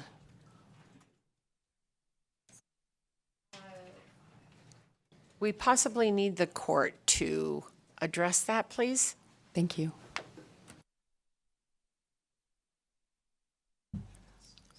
Thank you for joining us today. Please state your name for the record and give us additional information. Thank you, Todd Myler, CFO for the Supreme Court. So the intent is that it eventually will get us down to 4 years. It's going to take some time, one, to get everybody hired and trained. As we mentioned in our budget hearing, these are very highly specialized audits, and so we won't be able to go out and get an auditor and immediately plug them in and fully functional. It'll take some time. Once we get there, we believe we will be able to get down to a four-year audit cycle. When, I can't say for sure, but we will get there eventually. As far as the positions that we have right now, we have 3 auditors. One supervises the other 2, trains them. They all have a caseload, and they are all filled. Thank you. And what's your current audit cycle? Is the 30 years, or what is, do you have an audit cycle? I believe it is not intended to be that long, but it is over 30 years. The last I heard, I believe it was 32, which is completely unacceptable. And then- And it's a matter of, we just don't have the staff to be at 4 years. Thank you. And then there were some notes around all the money that goes through the court system, and like roughly, do you have a number of how much moves through the court system annually? Todd Myler, for the record, I do not. We could certainly try and figure that out. It would take some time, but that's a lot of money with all the court fines that are received, all the administrative assessments that are paid. It would take a little bit of time to put that together, but we can Yeah, certainly I try. thought you might have that off the top of your head, so you do not have to research that. I know we have a tremendous number of courts, let's say 14 specialty courts and so forth. All right, thank you. Thank you very much. Additional questions or comments? Okay, with that, all those in favor say aye. Aye. All those opposed, nay. Motion passes. Thank you very much, and we'll move on.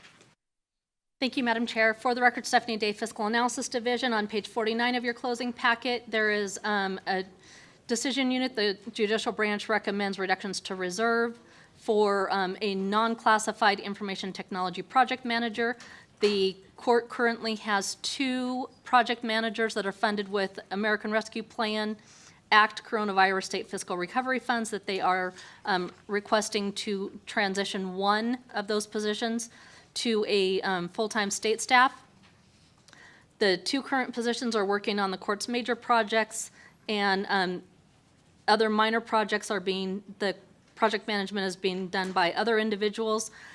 This would allow for all of those major and minor projects to be done with this position. The revised salaries result in an increase in reserve of $2,199 in fiscal year 2025 compared to the amounts requested in the executive budget, and those reduced salaries are included in this packet. Decisions for the committees. Do the committees wish to approve reserve reductions of $86,996 in fiscal year 2025 for a new non-classified IT project manager position equivalent to a grade 45, step 10, effective January 1, 2025, as revised by the judicial branch, which results in an increase to reserves of $2,199 in fiscal year 2025 compared to the amounts requested in the executive budget. Thank you very much, and I will accept a motion as read by staff. Move to approve? Thank you, Assemblywoman Monroe Moreno, second by Senator Canizaro. Any questions or discussion? Seeing none, all those in favor say aye. Aye. All those opposed say nay. Motion passes. We'll move on. Thank you, Madam Chair. For the record, Stephanie Day, Fiscal Analysis Division. On page 50 of your closing packet are coronavirus state fiscal recovery funds. The funding would allow for the continuation of 2 IT projects approved by IFC on April 7th, 2022. It would be $3 million per fiscal year for a statewide e-filing system and $3 million per fiscal year for a case management system for the trial courts. This system is independent of the other case management system that was discussed earlier for the appellate court. The decision for the committees. Do the committees wish to approve coronavirus state fiscal recovery funds of $3 million in each fiscal year of the 2023-25 biennium to continue funding for the implementation of a statewide e-filing solution, And do the committees wish to approve coronavirus state fiscal recovery funds of $3 million in each fiscal year of the 2023-25 biennium to continue funding the implementation of a case management system for the trial courts, which includes a data repository and jury automation system? Thank you very much, and I'll accept a motion as read by staff. So moved. Thank you, Assemblywoman Monroe Moreno, a second by Senator Canizaro. Any discussion on this item? Seeing none, all those in favor say aye. Aye. All those opposed say nay. Motion passes. Thank you very much. We'll move on. Thank you, Madam Chair. On page 51 of your closing packet, there are 3 other closing issues. Fiscal staff recommends the other closing items be closed as included in the executive budget and requests authority for staff to make technical adjustments as necessary. Thank you very much. I'll accept a motion as read by staff. Move to approve. Thank you very much, Assemblywoman Monroe Moreno, second by Senator Canizaro. Any additional questions or discussion? Seeing none, all those in favor say aye. All those opposed say nay. Motion passes. Thank you very much. We'll move on. Thank you, Madam Chair. On page 55 of your closing packet is the Judicial Programs and Services Division budget, which is budget account 1484. It has one major closing issue. The judicial branch is requesting 4 new positions that are outlined on page 56 of your closing packet. They are requesting 2 new positions for the, there's a court clerk program liaison and a family court programs liaison. And additionally, they're requesting 2 positions for the court services unit. With the revised salaries that were submitted by the judicial branch, there would be savings for the 2 court liaison positions of $28,246 in fiscal year 2025 compared to the amounts requested in the executive budget.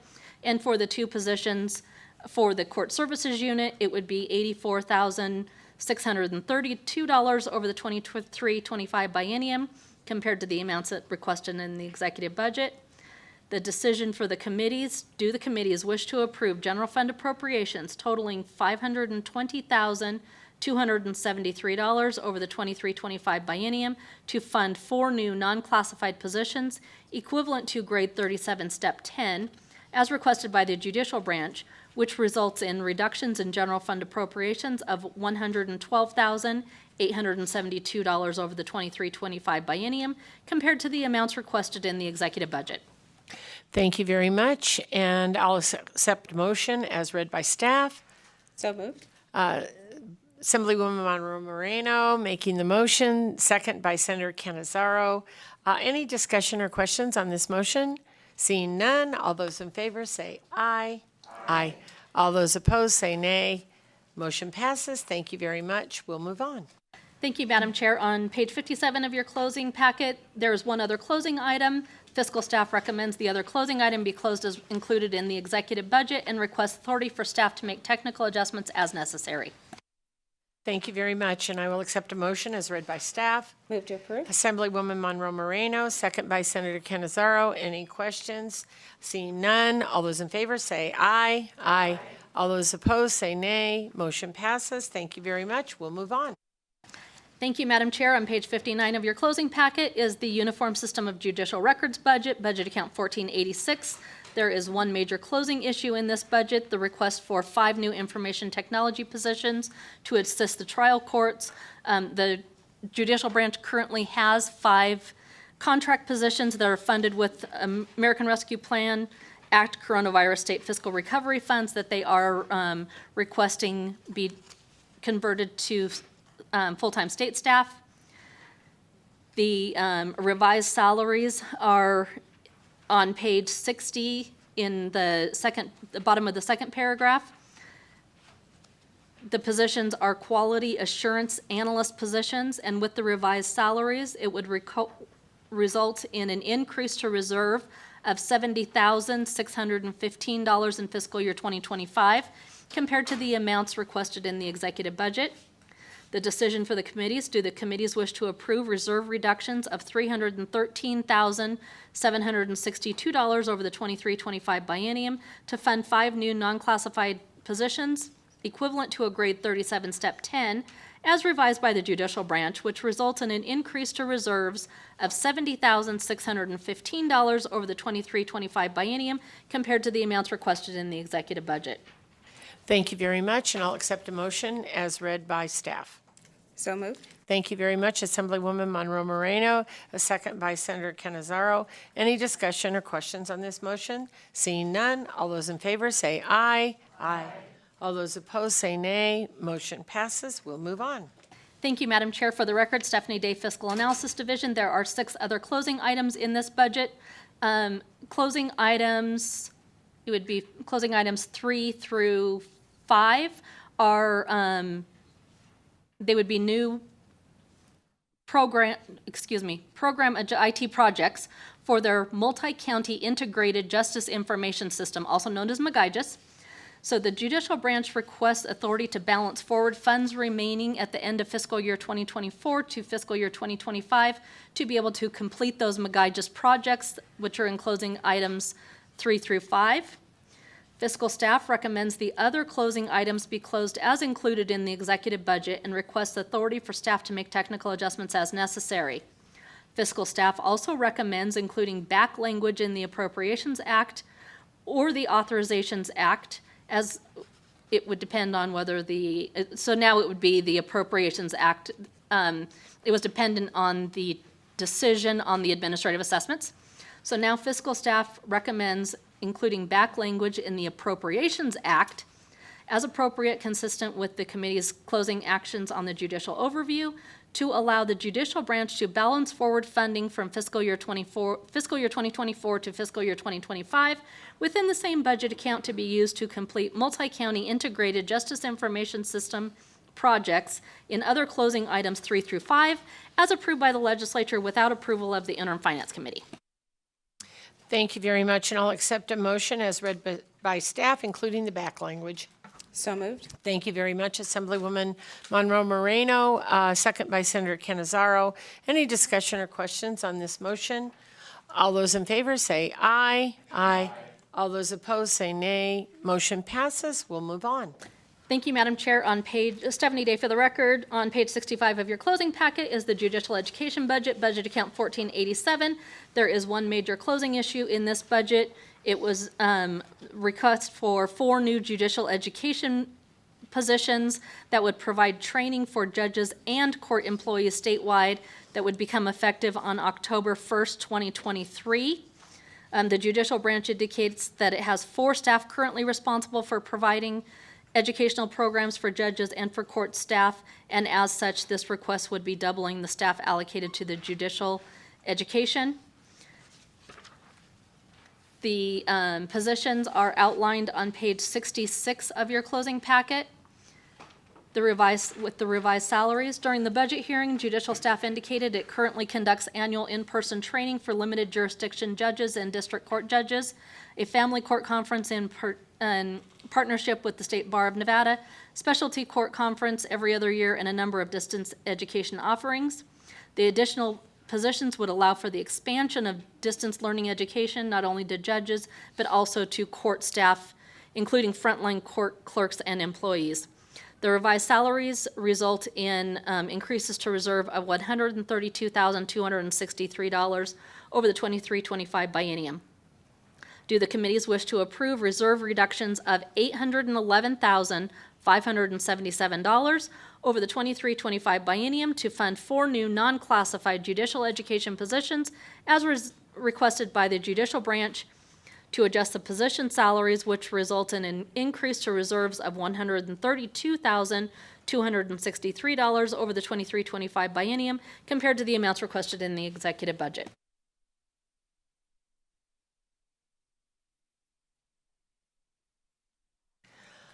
Okay, with that being said, I will accept a motion for, as staff read on this decision. So moved from Senator Canizaro, a second from Assemblywoman Bacchus. Any discussion? All those in favor say aye. Aye. All those opposed say nay. Motion passes. Thank you very much.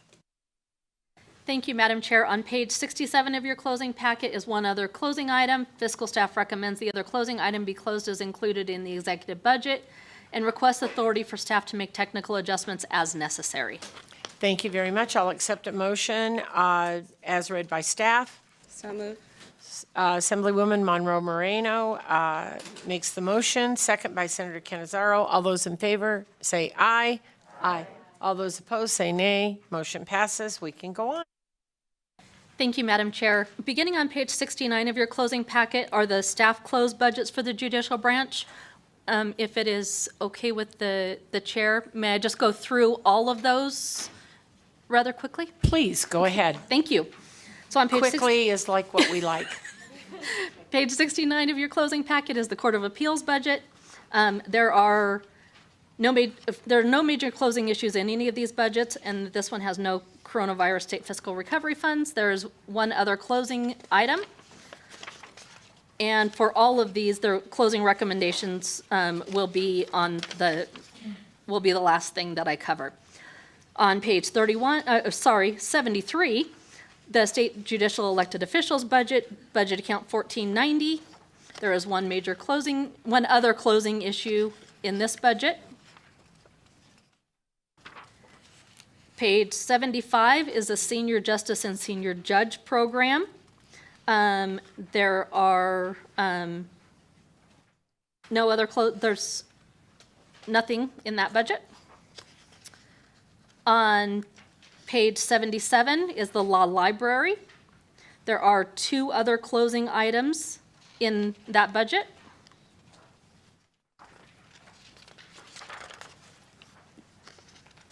On page 79 is the specialty court budget account 1495.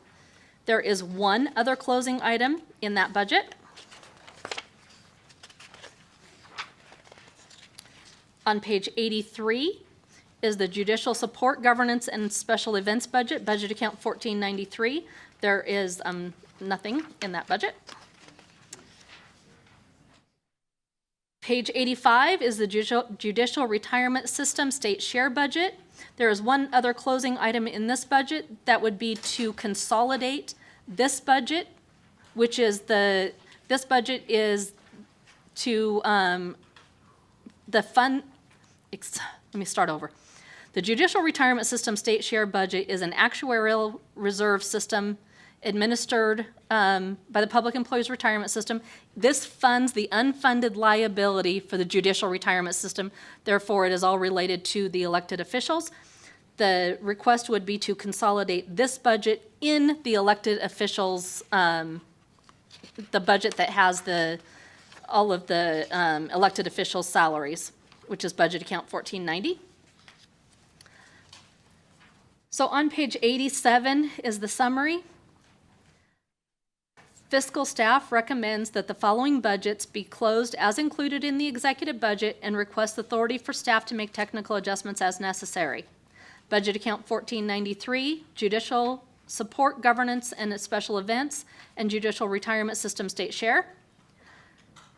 Fiscal staff recommends that the following budgets be closed as included in the executive budget and consistent with the committee's closing actions on the judicial overview and request authority for staff to make technical adjustments as necessary.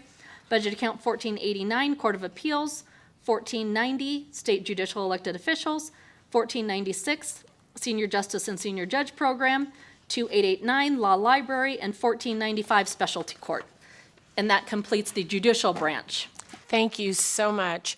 And with that, I'll accept a motion as read by staff to include those budget items. Move to approve. Thank you very much, Assemblywoman Monroe Moreno, second by Senator Canizaro. Any questions? Senator Gansert. Thank you, Madam Chair. I just want to have a little further explanation of the judicial retirement trust. So you want to merge that? Can you explain that again? Thank you, Madam Chair, through you to Senator Severs-Gansert. The judicial elected positions budget has all of the salaries and the benefits. There is a judicial retirement state share budget that has the unfunded liability for the judicial retirement system. So the consolidation that is recommended in E905 for both of those budgets would just combine those two budgets together so that all the salary, benefits, and then the unfunded liability related to the judicial retirement system would all be in one budget. Thank you, Madam Chair. I'm not sure that's a good idea. I guess that's why I wanted to hear that again, is because I think we have to understand what the unfunded liability is. And I'm not sure why you want to merge those together versus keep those separate. Madam Chair, may I provide a little clarification? The amounts in that budget are provided by the Public Employees Retirement System, and it is a set amount that goes into that fund, so they're, it is part of an actuarial report, and that is provided by PERS. So is the amount that you're asking to merge is the amount that's going to be funded annually versus the liability itself? So this is the funding like on an annual basis? It is the amount that is determined in that actuarial report, yes. Okay, thank you. Thank you very much. Any additional comments, questions? All right. With that being said, all those in favor say aye. Aye. All those opposed say nay. Motion passes. Thank you very much for that information. Thank you. The last item that I have up today is on page 89 of your closing packet. It is the Commission for Judicial Discipline. There are no major closing issues. There is one other minor closing item. Fiscal staff recommends the budget be closed as included in the executive budget and requests authority for staff to make technical adjustments as necessary. Thank you very much, and I'll accept a motion as read by staff. So moved. Thank you, Assemblywoman Monroe Moreno, second by Senator Canizaro. Any discussion? Seeing none, all those in favor say aye. Aye. All those opposed say nay. Motion passes. Thank you very much. Ms. Day is done. I am done. Thank you very much. Not to be confused with this day is done. So we move on. Thank you very much, and thank you for all your time and expertise on these budgets. We appreciate it. Thank you.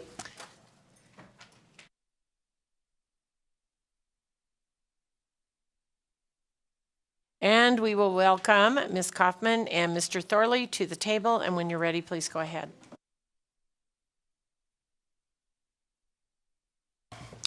Thank you, Madam Chair. For the record, Wayne Thorley, Fiscal Analysis Division. Ms. Kaufman and I will be going over the statewide decision units discussion, which begins on page 91 of the closing packet.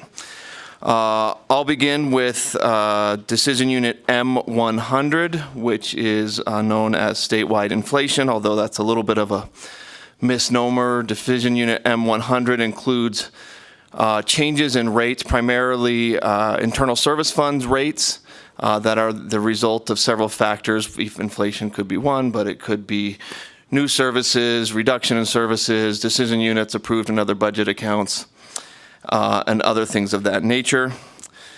In total, as included in the executive budget, the M100 adjustments represent a decrease of $1.1 million in FY24 and $7.1 million in FY25 from all funding sources. Every assessment or rate is listed individually. That makes up the M100 decision unit is listed here in the packet. Where we as staff are recommending a change to the rate, you'll see that language in bold underneath the paragraph for that assessment or rate and what the recommended changes, the change is. I won't go through all of those in the interest of time, but you can see those in your packet. Then certainly if there are any questions, happy to answer those. So I'm going to skip now to page 95. This is the decision for the committees regarding the M100 decision unit. Do the committees wish to approve the adjustments proposed to the various rates and assessments as included in M100 statewide inflation decision unit and adjusted for the changes to the personnel assessment, payroll assessment, employee bond assessment, and vehicle comprehensive collision insurance rate as noted, as well as various EATS assessments and rates, including the infrastructure assessment and security assessment as noted, and provide fiscal staff with authority to make technical adjustments as necessary. Thank you very much, and I will accept a motion as read by staff. Move to approve. Thank you, Assemblywoman Monroe Moreno, a second by Senator Canizaro. Any discussion? All those in favor say aye. Aye. All those opposed say nay. Motion carries. Thank you very much. Please go ahead. Thank you, Madam Chair. Wayne Thorley for the record, LCB Fiscal Analysis Division. I'm now on page 96 of the closing packet. This is the discussion on the M300 statewide decision unit, known as fringe benefit rate adjustments. So this decision unit accounts for any changes in fringe benefit rates, including PERS rates, workers' compensation, PEB rates, things of that nature. Again, where we as staff are recommending a change to the rate, that language is in bold language, is in bold font. A discussion on the decision for the committees. So the top of page 99, do the committees wish to approve decision unit M300 fringe benefit rate adjustments as adjusted for changes to the workers' compensation rate and excluding the active employee group insurance or AGIS and retired employee group insurance or REGI rates, which were previously approved by the committees on April 19, 2023, and provide fiscal staff with authority to make technical adjustments as necessary. Thank you very much, and I'll accept a motion as read by staff. So moved. Thank you very much, Assemblywoman Monroe Moreno, second by Senator Canizaro. Any discussion on this? Seeing none, all those in favor say aye. Aye. All those opposed say nay. Motion passes. Please go ahead, Mr. Thorley. Thank you, Madam Chair. My last piece here is, again, we're on page 99, just under the first decision box regarding a option that the committees have to issue a letter of intent regarding the rate review and publication process of Department of Administration rates. During this legislative review process this year, our staff has identified a number of issues in the rate workbooks for the various Department of Administration rates, including EATS rates. These include inconsistencies in the allocation of reserves across different rates and service types, incorrect funding for budgetary enhancements, and other errors in the rate workbooks. In order to create a transparent rate building process and to address these identified issues, the committees may wish to recommend the issuance of a letter of intent directing the Department of Administration and the EATS division, which is part of the Department of Administration, to collaborate with the Governor's Finance Office and LCB fiscal staff in establishing a process that resolves these issues. The decision for the committees is, do the committees wish to approve the issuance of a letter of intent directing the Department of Administration and EATS division to collaborate with the GFO and LCB fiscal in establishing procedures that resolve issues related to the rate review and publication process. Thank you very much, and I'll accept a motion as read by staff. Move to approve. Motion by Assemblywoman Monroe Moreno, second by Senator Canizaro. Any discussion? Seeing none, all those in favor say aye. Aye.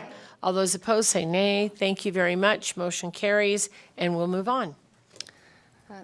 Thank you, Madam Chair. For the record, Sarah Kaufman, Legislative Council Bureau, Fiscal Analysis Division. The next section relates to salary recommendations, the cost of living adjustments. There are essentially two buckets of money that are set aside for the cost of living adjustments. That includes the general fund salary adjustment account as well as the highway fund salary adjustment account. In the governor's recommended budget, the general fund salary adjustment account includes $195.9 million in 2024 and $278.2 million in 2025 to provide salary increases or COLAs of 8% for those individuals who received a 3% COLA in fiscal year 2023 and a 10% COLA for those individuals who received a 1% COLA in fiscal year 2023, as well as a 4% salary increase for all state employees in fiscal year 2025. In addition, the governor also recommended general fund appropriations of $36.8 million in 2024 and $52.5 million in 2025 to provide for the cost of living adjustments associated with positions that are funded with highway fund authorizations. That was included in the highway fund adjustment account. As you may recall, during the State Employees Compensation Benefits work session, there were a number of errors that were identified in those salary adjustment accounts, which included providing general fund appropriations to the highway fund salary adjustment account, providing general fund appropriations to support the cost of living increases for all state employees as opposed to just the general fund appropriations for general funded positions. And then there was also an error related to the duplication of fringe benefit costs associated with including the funding for Decision Unit M300 in that pool of money as well.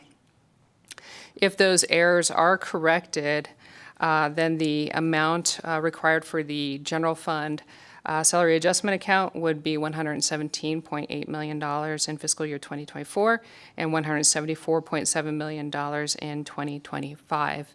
In addition, with regards to the highway fund salary adjustment account, to correct those errors, there would be a reduction of general fund appropriations of $36.8 million in 2024 and $52.5 million in 2025, and have that replaced with highway fund appropriations of $23.7 million in 2024 and $35.7 million in 2025.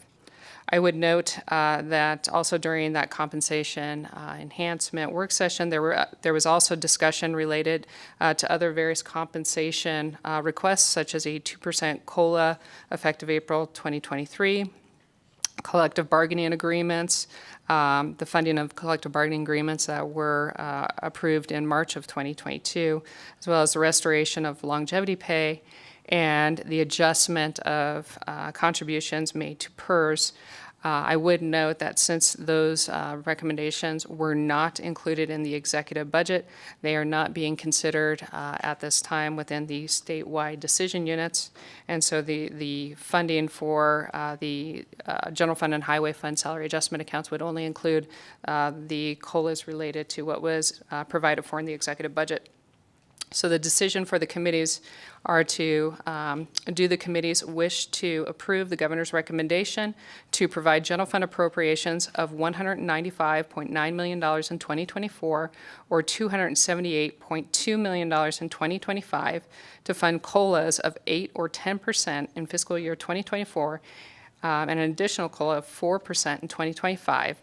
And general fund appropriations of $36.8 million in 2024 and $52 million in 2025 to fund the same level of COLAs in each year for state employees whose positions are funded with highway fund authorizations, or do the committees wish to approve general fund appropriations of $117.8 million in 2024 and $174.7 million in 2025, and highway fund appropriations of $23.7 million in 2024 and $35.7 million in 2025, as calculated by fiscal staff, to fund the COLAs of 8 or 10% in 2024 and an additional 4% in 2025.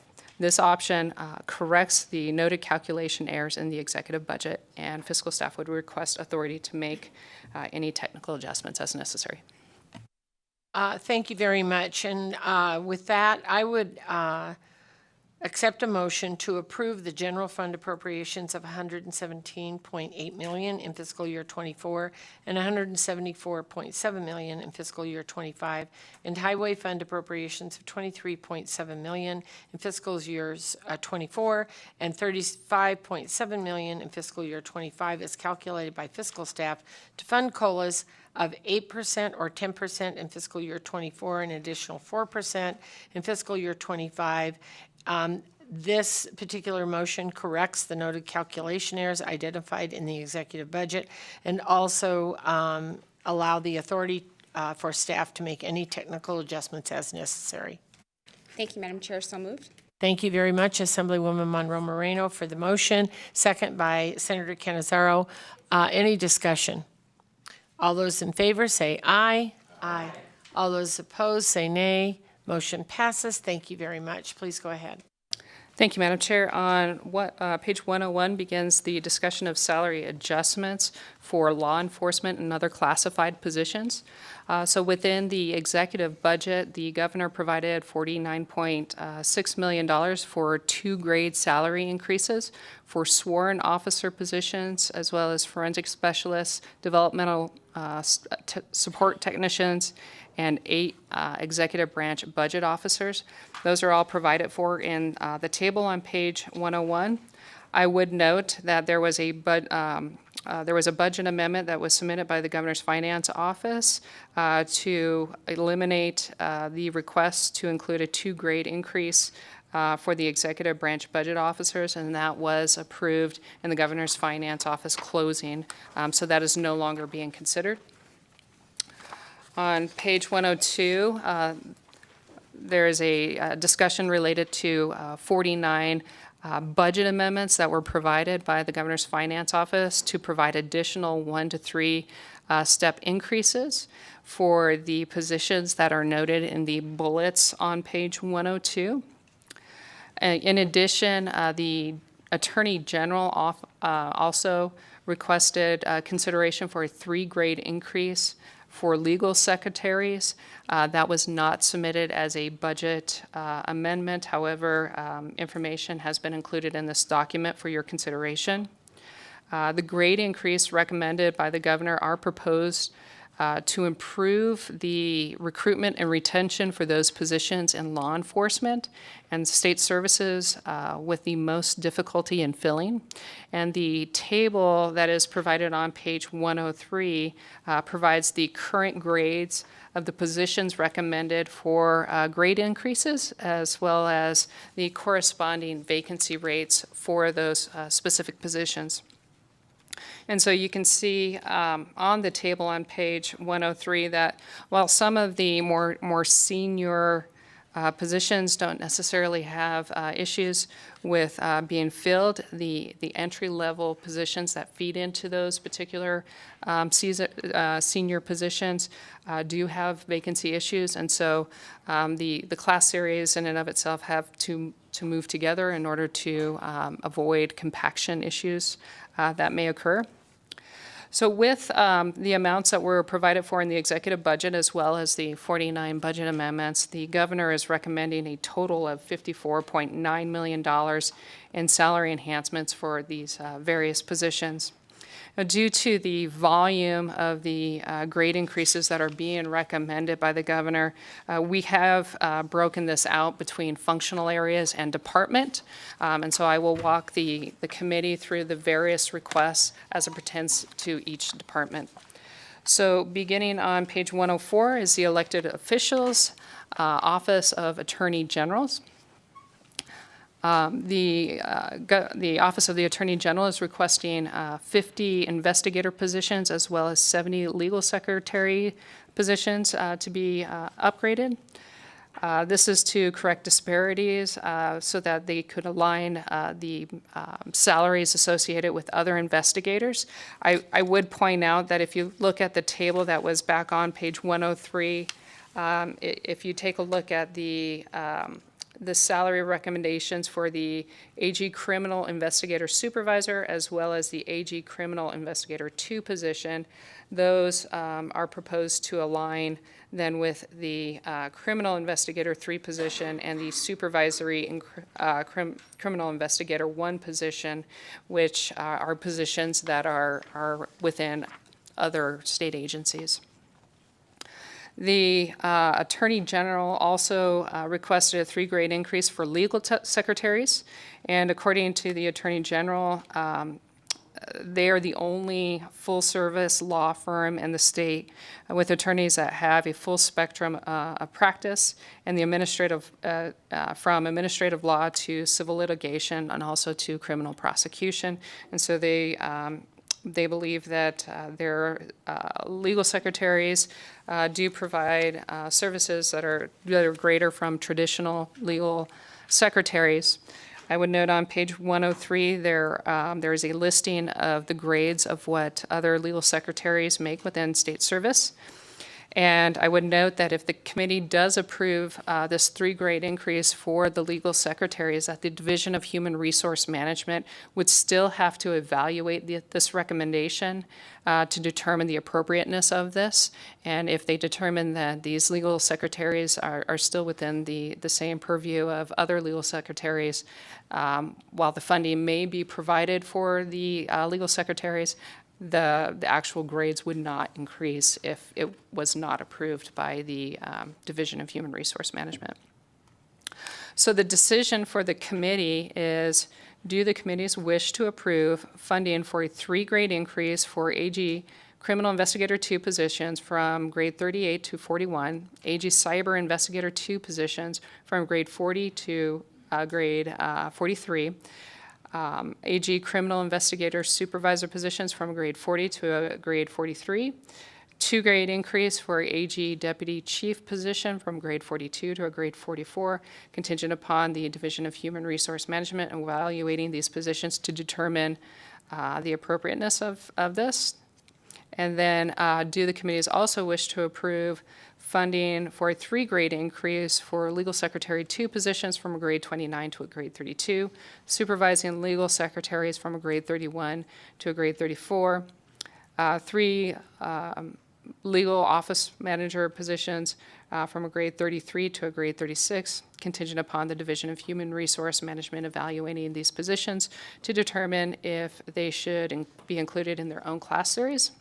And finally, if the committees wish to approve the classification of the legal secretary positions, the committee may wish to consider replacing the Attorney General cost allocation revenue of $937,956 over the 2023 biennium with general fund appropriations so that the AG cap does not have to be recalculated by the vendor, which could take a significant amount of time and additional resources to do. The actual expenditures for the 2023 biennium would be included in future plans based on those fiscal years, resulting in additional AG cap revenue in the future fiscal years. And thank you very much for that information, and I would accept a motion for all 3 items listed in the decision box. Move to approve? Thank you very much, Assemblywoman Monroe Moreno. A second by Senator Canizaro. Questions or discussion? Assemblyman Hafen. Thank you, Madam Chair. In regards to the step increases for the legal secretaries, do we know how long it would take HR to do that evaluation to make that determination? Thank you, Madam Chair. Through you to Assemblyman Hafen. I do not know how long that would take. Thank you very much. Any additional questions? Senator Gansert.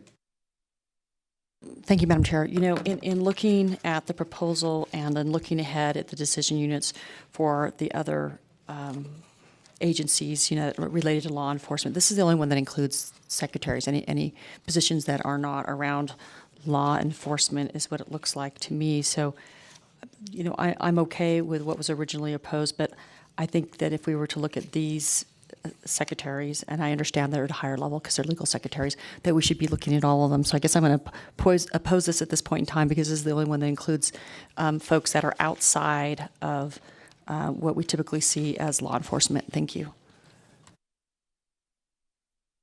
Assemblywoman Backus.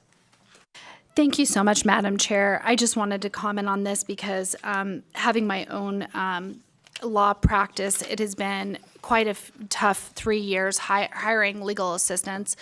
And the pay increase that the Attorney General's office is seeking for these legal assistants is still well below probably private practice. And with the high vacancies, it's important we keep these individuals because they not only provide assistance, but they do provide a lot of support that we have for the attorneys. And the other balance is hiring more attorneys to fill those positions. And so I think the recommendation was a good one by our Attorney General.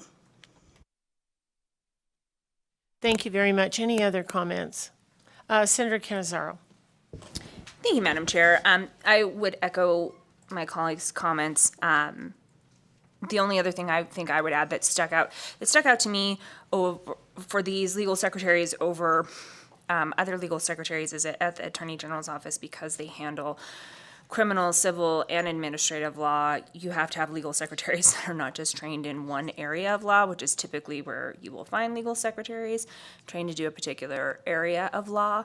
But because they have to have a very diverse and unique set of skills, I was comfortable with that because I think that is a big difference between what their position is and what we see in other legal secretary positions. So that's, anyway, I just wanted to add that because I think that provides a level of comfortability with why we would consider this. Thank you very much. And any additional comments or questions? So I think that what I would like to do is to hold this vote for just a minute. We have several members that are out presenting bills. And if we could do that, I would appreciate it. Madam Chair, would you like me to withdraw my motion and we come back to this? Thank you very much. Thank you. So with that, I will withdraw my motion. Thank you very much. Second? Thank you very much. All those in favor say aye. Aye. All those opposed say nay. Thank you very much, and we'll move on. Thank you, Madam Chair. The next recommendations for salary grade increases relates to the Office of Secretary of State. The governor is recommending a 1 grade increase to criminal investigator 3 positions and supervisory criminal investigator positions. I would note that in the closing of the Secretary of State's budget, there was 1 additional criminal investigator position that was approved. And so in addition to the $78,213 that is identified in the table on page 105, bless you, that $6,592 also be included to account for the criminal investigator position.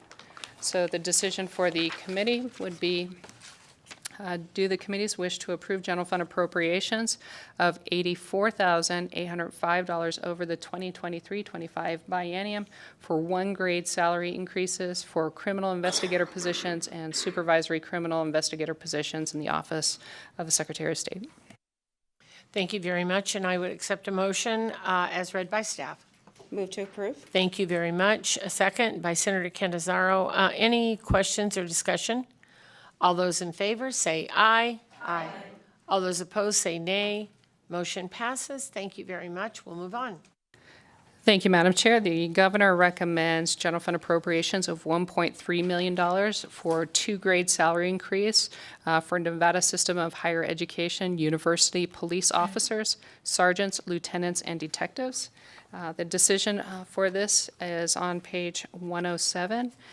Do the committees wish to approve general fund appropriations of $723,207 over the biennium for a 2 grade increase for university police officer positions as recommended by the governor, and $578,198 over the 2023-25 biennium requested through budget amendments A23091290,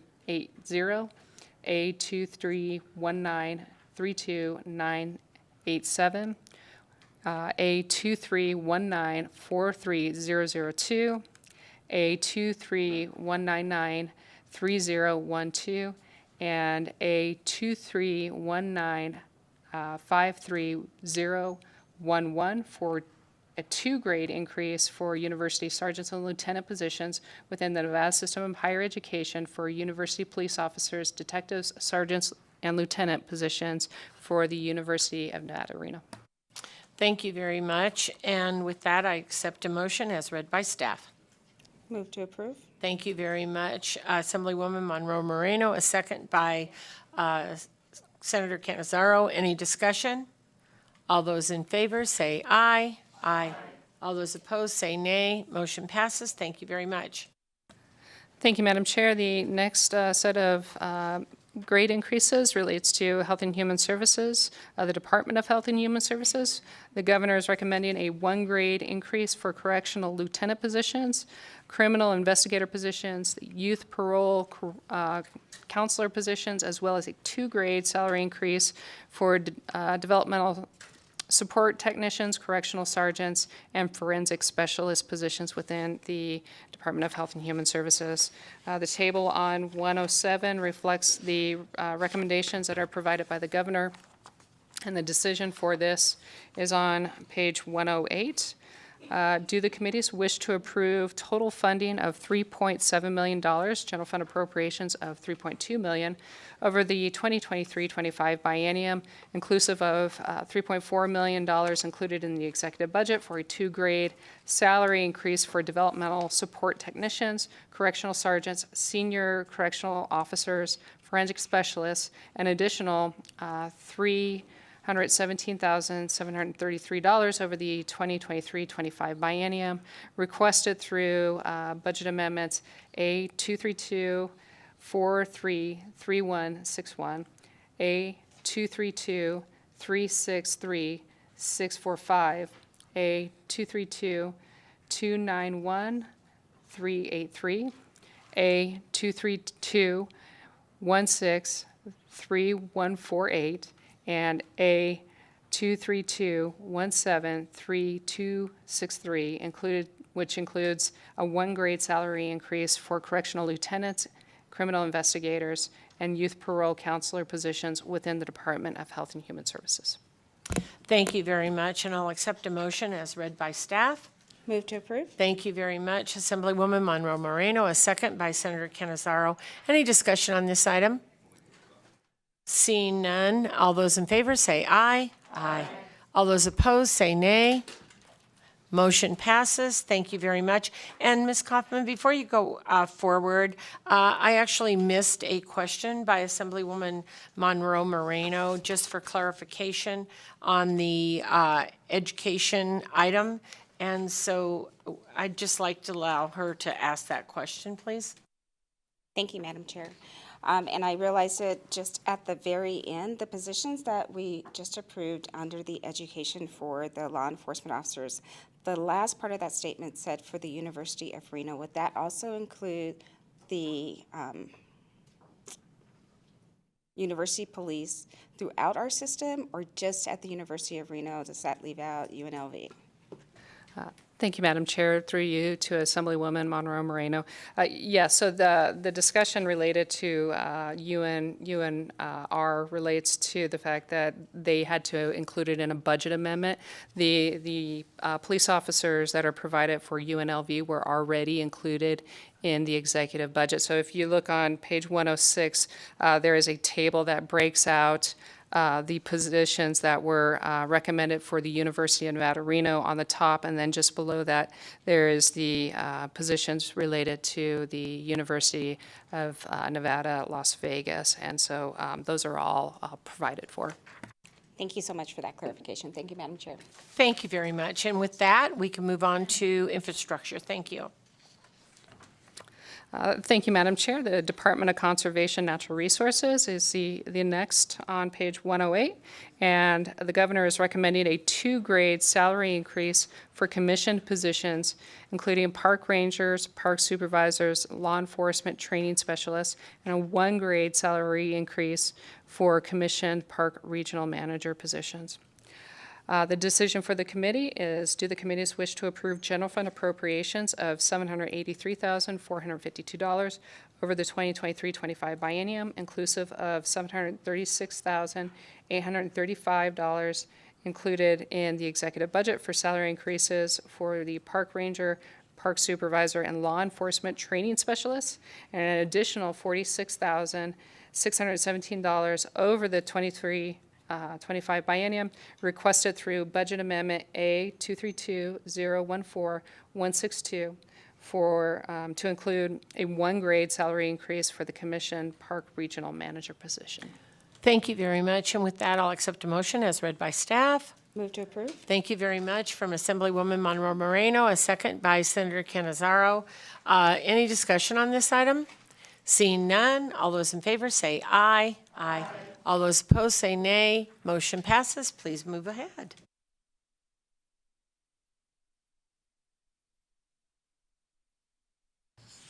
Thank you, Madam Chair. For the record, Sarah Kaufman. The next budget is Department of Wildlife. Governor recommends sportsmen's revenues of $660,570 over the 2023-25 biennium for a 2-grade salary increase for game warden positions and a 1-grade salary increase for staff game warden positions. Do the committees wish to approve sportsmen's revenues of $660,574 over the 2023-25 biennium, inclusive of $587,593 included in the executive budget for salary increases for game warden 3 positions, and an additional $73,521 over the 2023-25 biennium requested through budget amendment A232024463 to include a 1-grade increase for staff game warden and game warden 4 positions. Thank you very much, and I'll accept a motion as stated by staff. Move to approve. Thank you very much, Assemblywoman Monroe Moreno, a second by Senator Canizaro. Any discussion? Seeing none, all those in favor say aye. Aye. All those opposed say nay. Motion carries. Thank you very much. Please go ahead. Thank you, Madam Chair. The next one relates to Cannabis Compliance Board. The governor recommends budget amendment A231924. which provides reserve reductions of $67,215 over the 2023-25 biennium to fund a 1-grade pay increase for compliance enforcement investigator positions. Do the committees wish to approve budget amendment A231924207, which provides reserve reductions of $67,215 over the 2023-25 biennium to fund this 1-grade increase for compliance enforcement investigator positions? Thank you very much, and I'll accept a motion as read by staff. Move to approve. Thank you very much, Assemblywoman Monroe Moreno, a second by Senator Canizaro. Any discussion on this motion? Seeing none, all those in favor say aye. Aye. All those opposed say nay. Motion carries. We'll move on. Thank you, Madam Chair. The Department of Business and Industry is the next on page 109, and that requests, the governor recommends budget amendment A232334130 and A232243922, which provides funding for a one grade salary increase for chief investigator positions, salary compliance enforcement officer positions, and compliance enforcement investigator positions. So the decision for the committee is on page 110 of your packet. Do the committees wish to approve budget amendment A232334130 and A232243922, which provides highway fund appropriations of $72,673 and reserve reductions of $257,314 over the 2023 biennium to approve 1-grade increases for the chief investigator position, supervisory compliance enforcement officer positions, and compliance enforcement investigator positions. Thank you very much. And with that, I'll accept a motion as read by staff. Move to approve. And Assemblywoman Monroe Moreno, second by Senator Canizaro. Any additional comments, questions? Seeing none, all those in favor say aye. Aye. All those opposed say nay. Motion passes. Please move on. Thank you, Madam Chair. The next on page 110 is the Department of Corrections. The governor recommends general fund appropriations of $29.2 million over the 2023 to 25 biennium to provide 2-grade increases for correctional officer positions, as well as senior correctional officers, sergeants, and sergeant positions, and a 1-grade salary increase for correctional lieutenants, associate wardens, supervisory criminal investigator positions, and criminal investigator positions. Oh, I'm sorry. I guess we can keep going with that and then come Yep. back.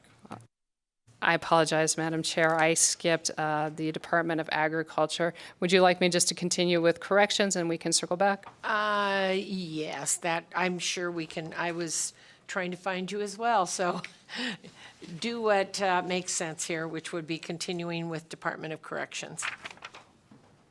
Okay. So the motion for the Department of Corrections is on page 111 of your packet. Do the committees wish to approve general fund appropriations of $29.2 million over the 2023-25 biennium, inclusive of $28.1 million in the executive budget to provide 2 grade increases for correctional officers, senior correctional officers, and sergeant positions, and an additional $1 million over the 2023 to 25 biennium, requested through budget amendments that are identified on the decision box on page 111 of your packet, which includes 1 grade increases for correctional lieutenants, associate wardens, supervisory criminal investigator, and criminal investigator positions. Thank you very much, and I'll accept. Thank you, Madam. Thank you, Madam Chair. Move to approve. Thank you very much. I didn't realize my mic wasn't on. Assemblywoman Monroe Moreno, second by Senator Canizaro. Any discussion on this item? Thank you very much. And with that, all those in favor say aye. Aye. All those opposed say nay. Motion carries, and we'll backtrack to Commerce and, Department of Agriculture, sorry.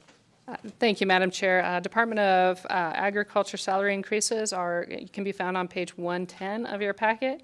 The governor recommends general fund appropriations of $89,882 over the 2023-25 biennium to fund a 2 grade salary increase for agriculture police officers. Do the committees wish to approve general fund appropriations of $89,882 over the 2023-25 biennium to fund 2 grade salary increases for the agriculture police officer positions? Thank you very much. And with that, I'll accept a motion as read by staff. Move to approve. Thank you very much, Assemblywoman Monroe Moreno, a second by Senator Canizaro. Any discussion on this item? All those in favor say aye. Aye. All those opposed say nay. Motion carries. And we'll move on to wherever we are. Department of Motor Vehicles. Thank you. Thank you, Madam Chair.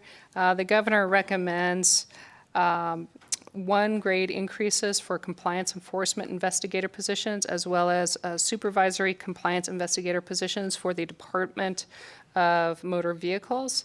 The decision for the committee is, do the committees wish to approve budget amendments A 232004740 and A 231964722, which provides highway fund appropriations of $171,694 and other funds of $120,587 over the 2023-25 biennium to provide 1 grade increases for compliance enforcement investigators and supervisor compliance enforcement investigator positions. Thank you very much. And with that, I'll accept a motion as read by staff. Move to approve. Thank you very much, Assemblywoman Monroe Moreno, and a second by Senator Canizaro. Any discussion on this item? Seeing none, all those in favor say aye. Aye. All those opposed say nay. Motion carries. Please move ahead. Thank you, Madam Chair. Finally, the last department related to these salary increases is the Department of Public Safety.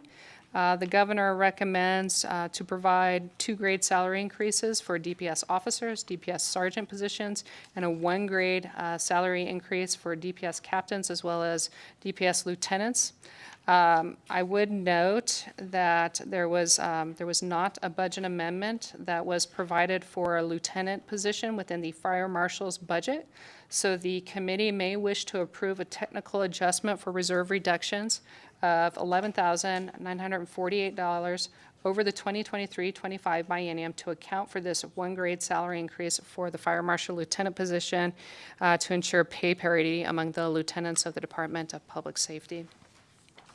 So the decision for the committee is, do the committees wish to approve total funding of $16.7 million, which is inclusive of $6.7 million general fund appropriations, and includes $15.8 million included in the executive budget for a 2 grade salary increase for DPS officer and DPS sergeant positions, an additional $850,974 over the 2023-25 biennium requested through the various budget amendments that are identified in the decisions on page 113 of your packet to include a one-grade salary increase for lieutenant and captain positions?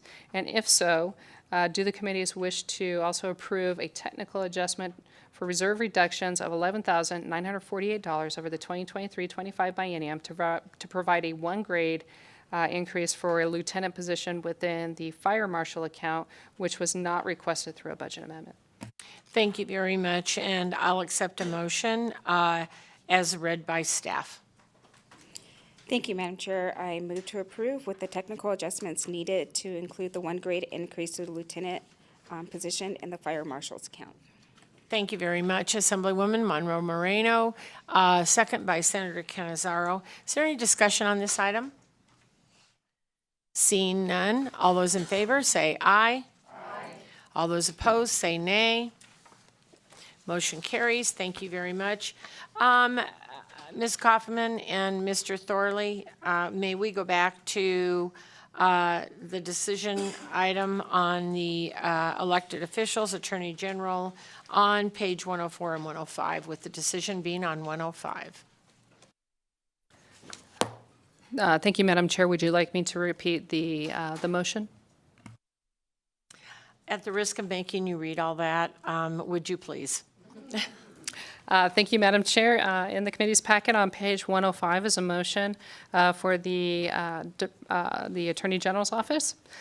Does the committee wish to approve funding for a 3-grade increase for AG criminal investigator positions, an AG criminal, AG crimes, cybercrime investigator 2 positions, AG criminal investigator supervisor positions, and a 2-grade increase for AG deputy chief positions, contingent upon the Division of Human Resource Management evaluating these positions to determine if they should be included in their various class series.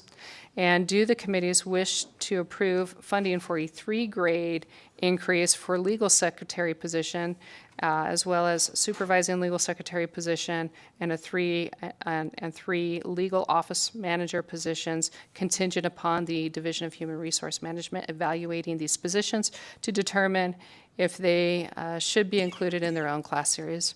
If the committees wish to approve the reclassification of the legal secretary positions, the committee may wish to consider replacing the Attorney General cost allocation revenue of $937,956 over the 2023-25 biennium with general fund appropriations, so that the AG cap does not have to be recalculated by the vendor, which could take a significant amount of time and additional resources.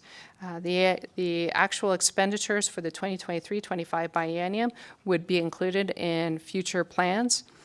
Based on those fiscal years, result in additional AG cost allocation revenue in future fiscal years. Thank you so much. And with that, I'll accept a motion as read by staff. Move to approve. Thank you very much, Assemblywoman Monroe Moreno, and a second by Senator Canizaro. Any discussion or comments on this item? All those in favor say aye. Aye. All those opposed say nay. Nay. Assemblyman O'Neill, Assemblywoman Dickman, Assemblyman Hafen, Assemblywoman Kasama, Senator Titus, Senator Gokachia, and Senator Gansett. Motion passes, and thank you very much. And I think that completes this packet. And with that, we will move on to some subcommittee presenters, and we'll start with the Department of Agriculture, and I believe Ms. Johnston is going to join us. Thank you very much.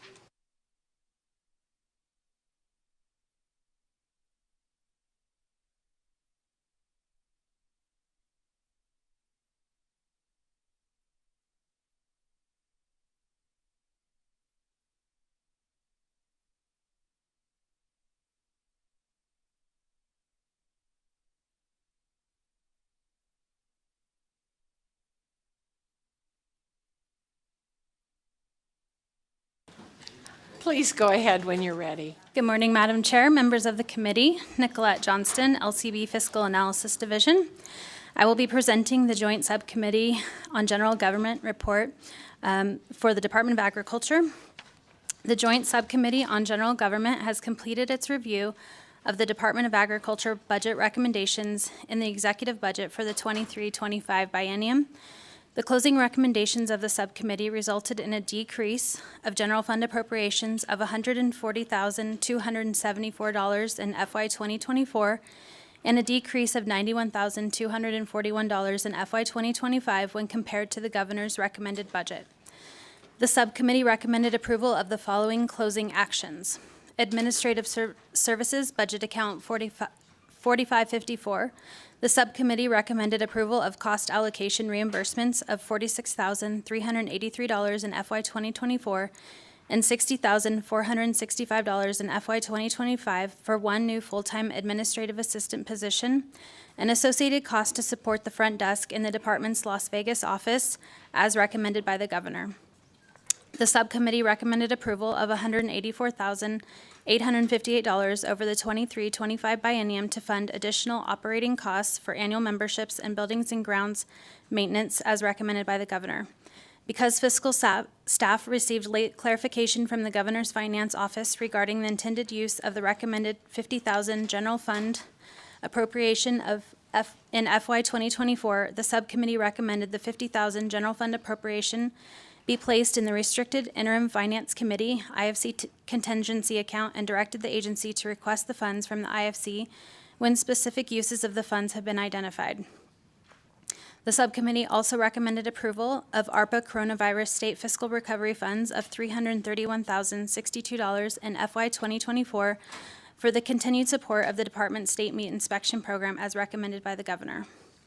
In addition, the subcommittee recommended approval of Budget Amendment A231354554 to add one full-time IT Technician 6 position with a technical adjustment to the budget amendment to offset position costs of $100,593 in FY 2024 and $102,654 in FY 2025, with a reduction of contract IT costs of $81,801 in FY 2024 and $107,401 in FY 2025 in the three budgets supporting the contract IT position costs.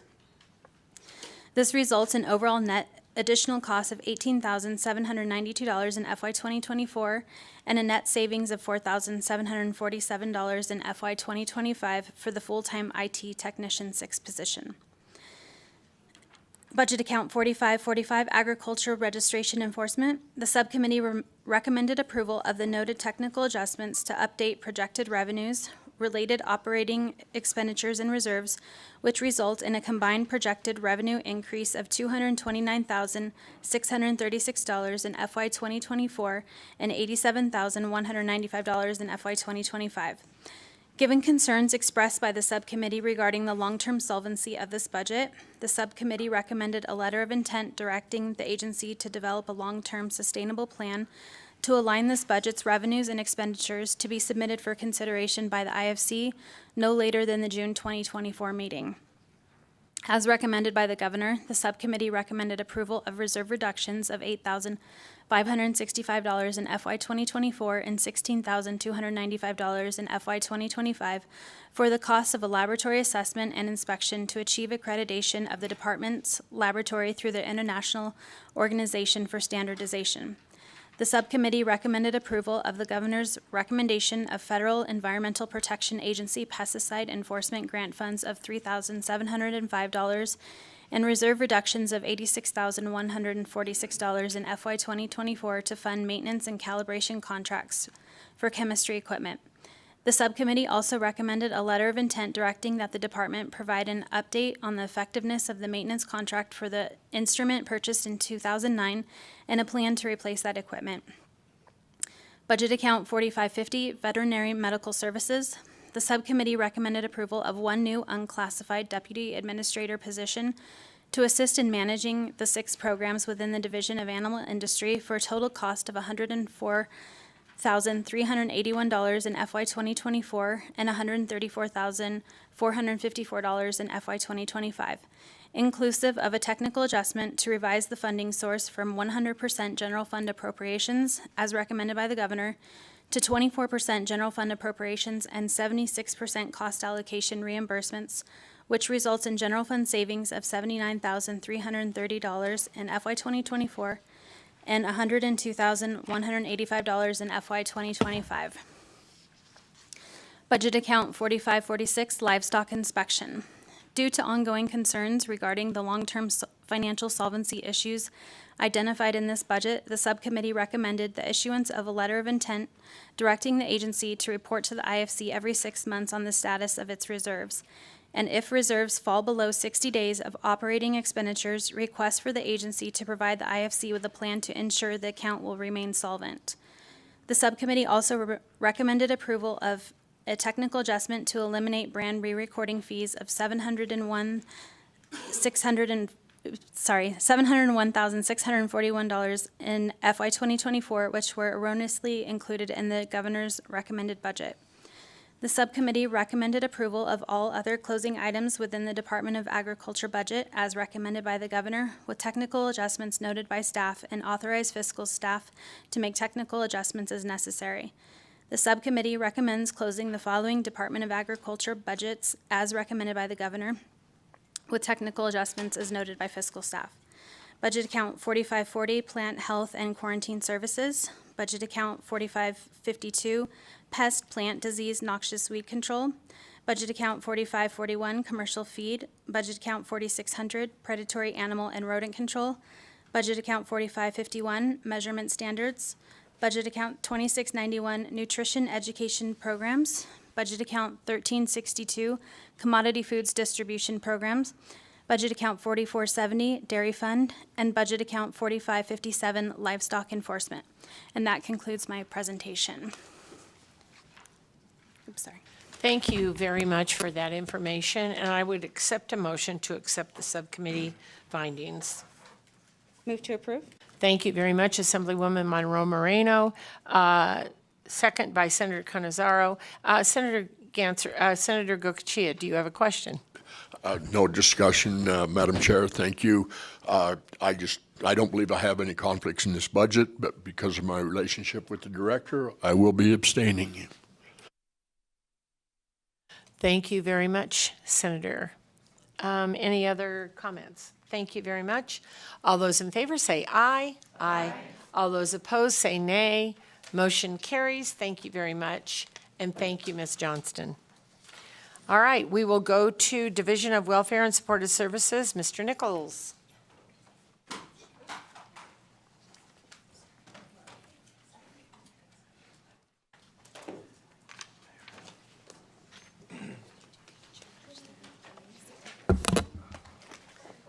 So the issue is, just a moment.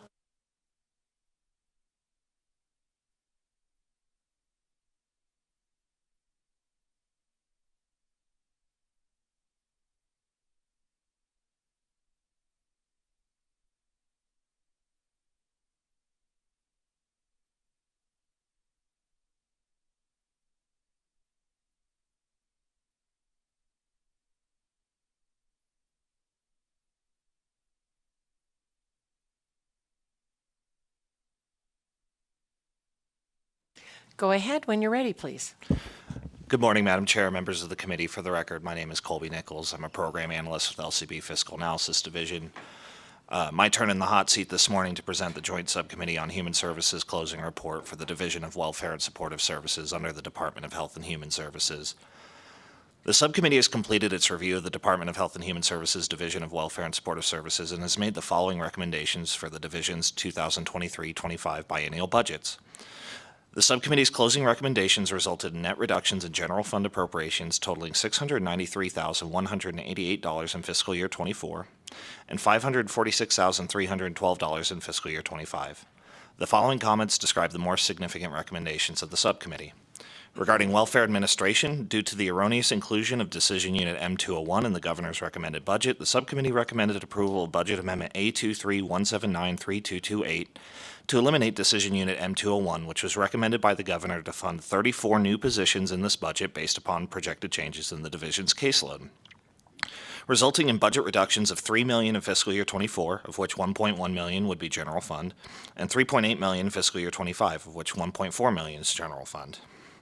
The agency indicates that the positions included in this decision unit, as recommended by the governor, should be considered duplicative of the positions included in various other recommendations in this budget.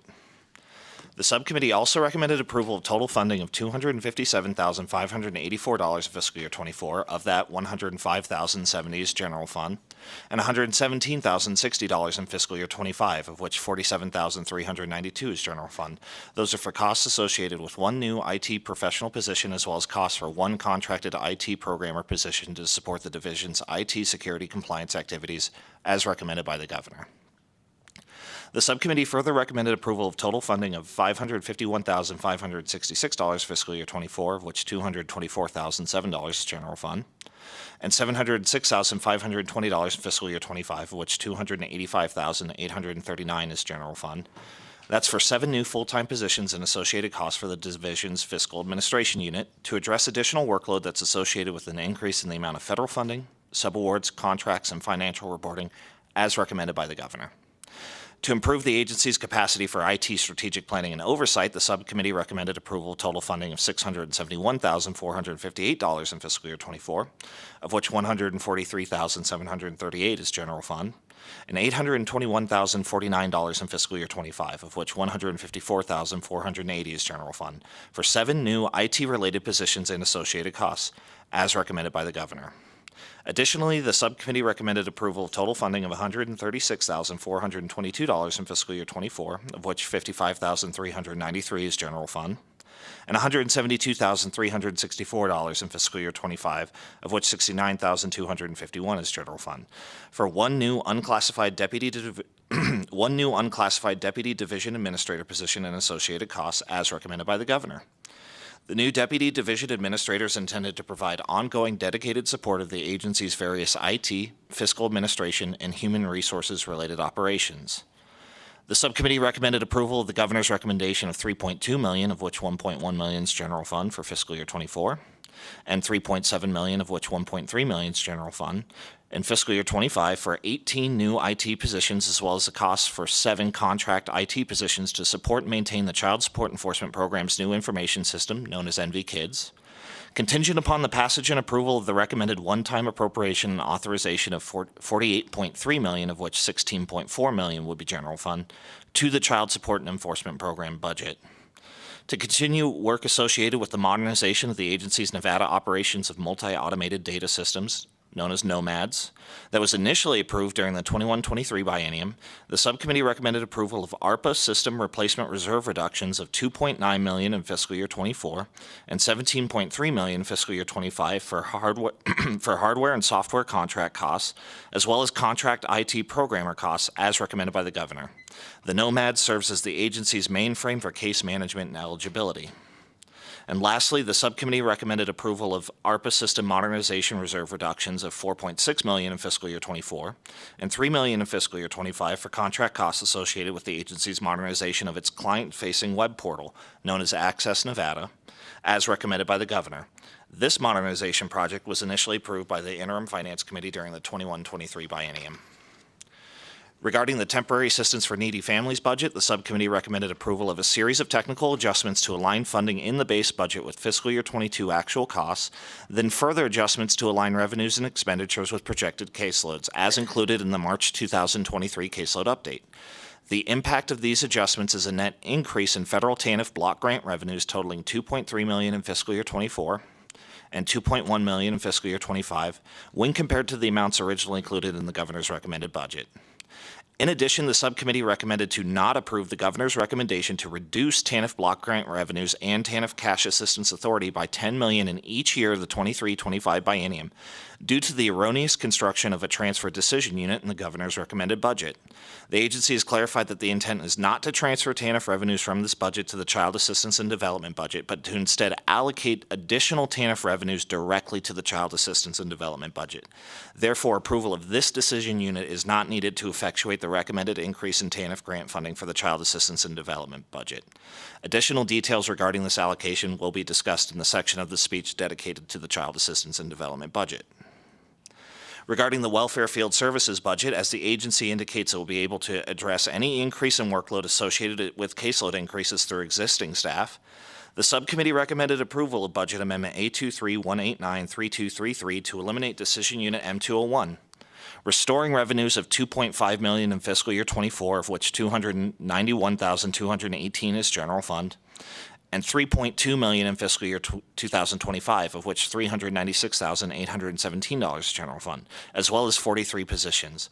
This recommendation effectively removes the caseload-related Decision Unit M201 from this budget. Regarding child assistance and development, to align authority with updated March 2023 caseload projections for the Child Assistance and Development Program, the subcommittee recommended approval of a series of adjustments to decrease total child care and development fund grant revenues by $1.8 million in fiscal year '24 and $631,199 in fiscal year '25. The subcommittee also recommended approval of federal child care and development fund block grant revenues of $1.1 million in fiscal year '24 and $1.2 million in fiscal year '25 for 9 new permanent state positions and associated costs for the agency's child care service centers, as recommended by the governor. Additionally, the subcommittee recommended approval of federal grant funds of $419,852 in fiscal year '24 and $537,463 in fiscal year '25 for the personnel and associated operating costs of 5 new positions to improve the agency's strategic planning and programmatic oversight capabilities. To continue to fund costs associated with the modernization of the agency's child care case management system, which was initially approved by the 2021 legislature, the subcommittee recommended approval of a combination of federal child care and development fund block grant funds, that's $2.3 million, and federal child care mandatory matching grant funds, that's $755,000, for a total of $3 million in each year of the 2023-25 biennium. The modernization is estimated to be fully implemented by March 31st of 2025.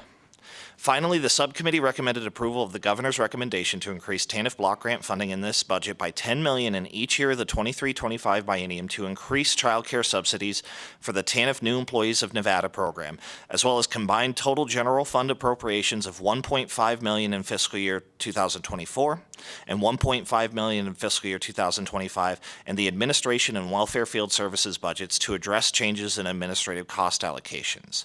This direct allocation of additional TANF block grant revenues is intended to allow the agency to serve approximately 1,100 additional children per year on the program's New Employees of Nevada and at-risk caseloads, with priority given to the New Employees of Nevada caseload. The subcommittee also recommended closing the following Department of Health and Human Services Division of Welfare and Supportive Services budgets as recommended in the executive budget with either technical or no adjustments. Those include the Assistance to the Aged and Blind budgets, both the Child Support Enforcement Program and the Child Support Federal Reimbursement budgets, and finally the Energy Assistance Program budget. For all Division of Welfare and Supportive Services budgets, the subcommittee recommended approval of technical adjustments noted by staff and authorized fiscal staff to make other technical adjustments to these divisions' budgets as necessary. Thank you. And thank you very much. And I would accept a motion to approve this budget as read by staff. Thank you, Madam Chair. So moved. Thank you very much. A second by, motion by Assemblywoman Monroe Moreno, second by Senator Canizaro. Any discussion on this item? Thank you very much. All those in favor say aye. Aye. All those opposed say nay. Motion carries. Thank you very much. And next, we will go to Department of Employment, Training, and Rehabilitation, Ms. Morris. Thank you very much.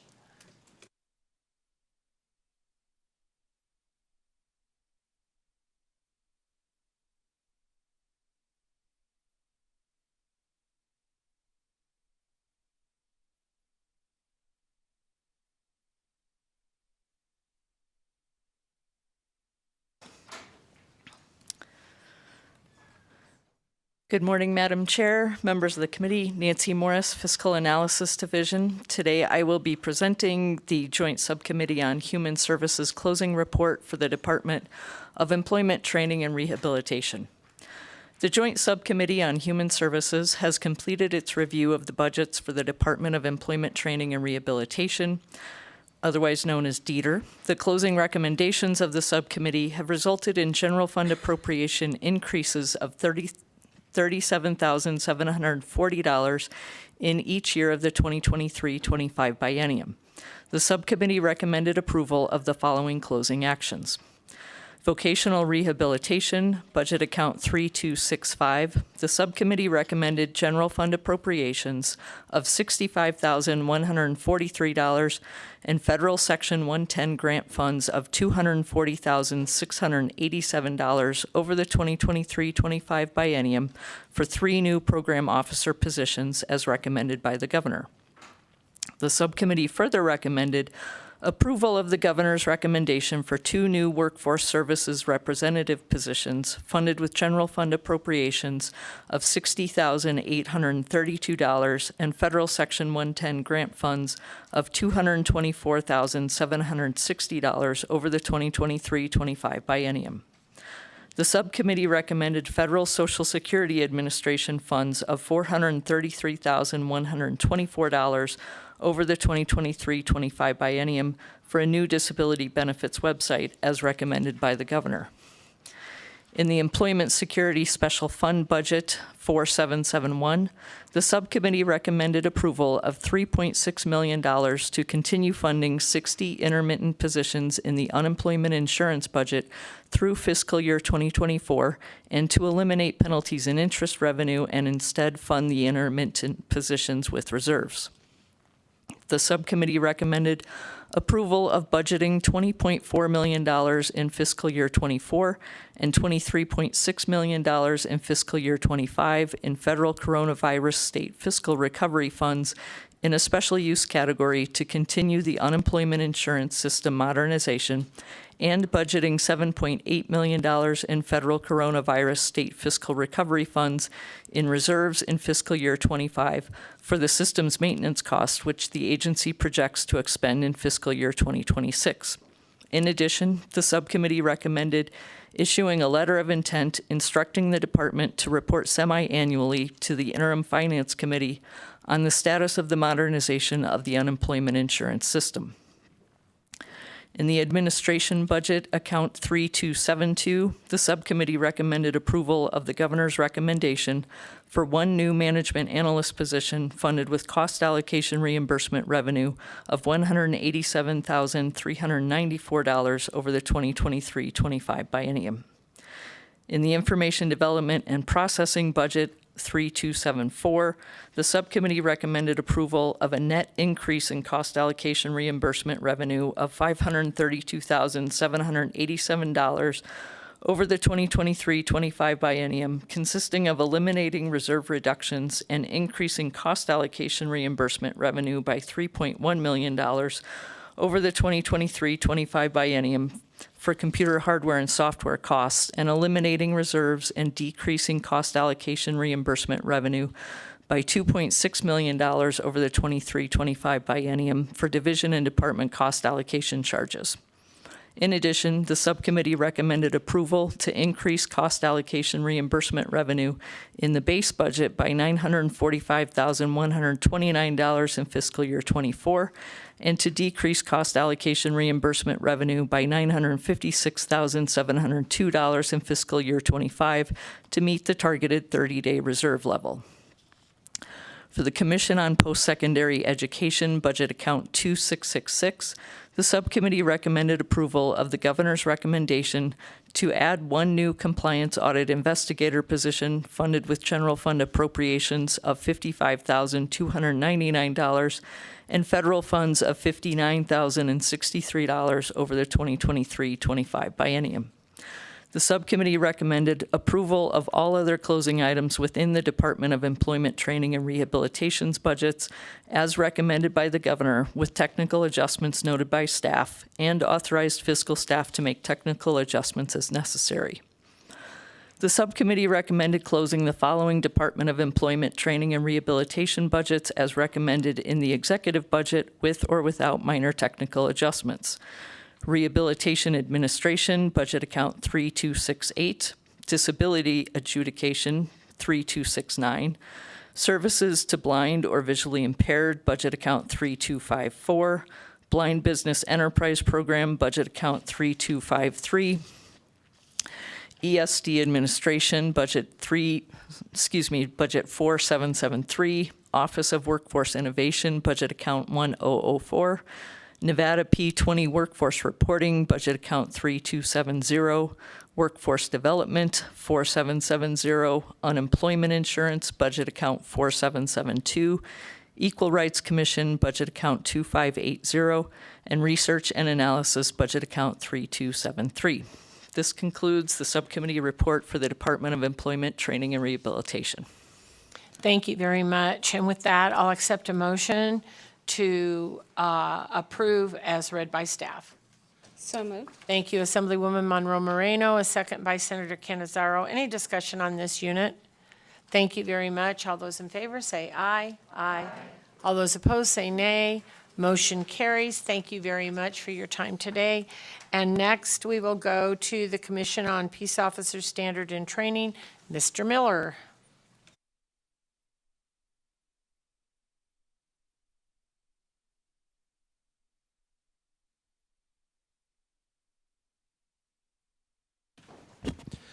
Good morning, Madam Chair and members of the full committee. My name is Daniel Miller, LCB Fiscal Analysis Division. I will be presenting two closing reports today, one for the Commission on Peace Officer Standards and Training and the other for Department of Public Safety. The first closing reports for the Commission on Peace Officer Standards and Training. The Joint Subcommittee on Public Safety, Natural Resources, and Transportation has completed its review of the Commission on Peace Officer Standards and Training budget for the 23-25 biennium. The closing recommendations of the subcommittee resulted in a general fund appropriation increase of $7,566 in each year of the 23-25 biennium.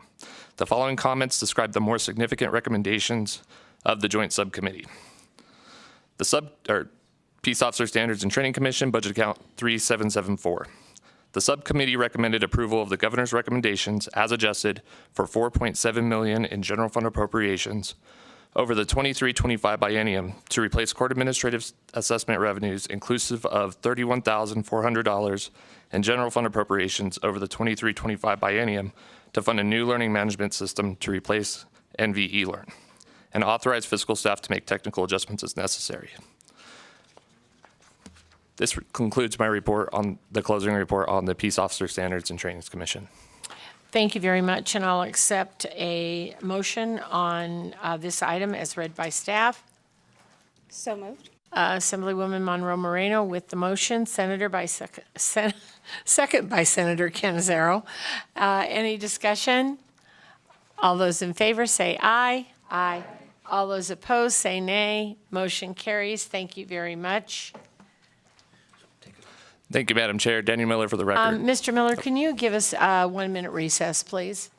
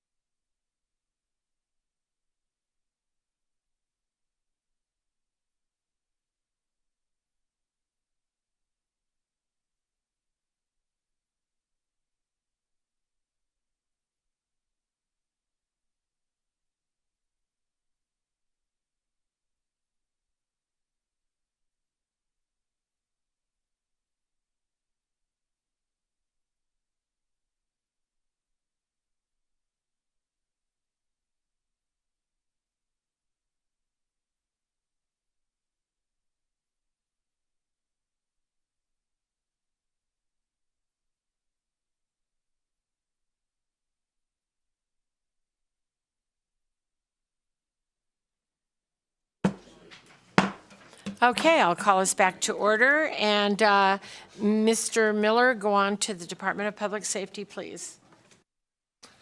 Thank you, Madam Chair. Daniel Miller, LCB Fiscal Analysis Division, for the record. In the essence of time, I'm going to be reading through this a little quicker.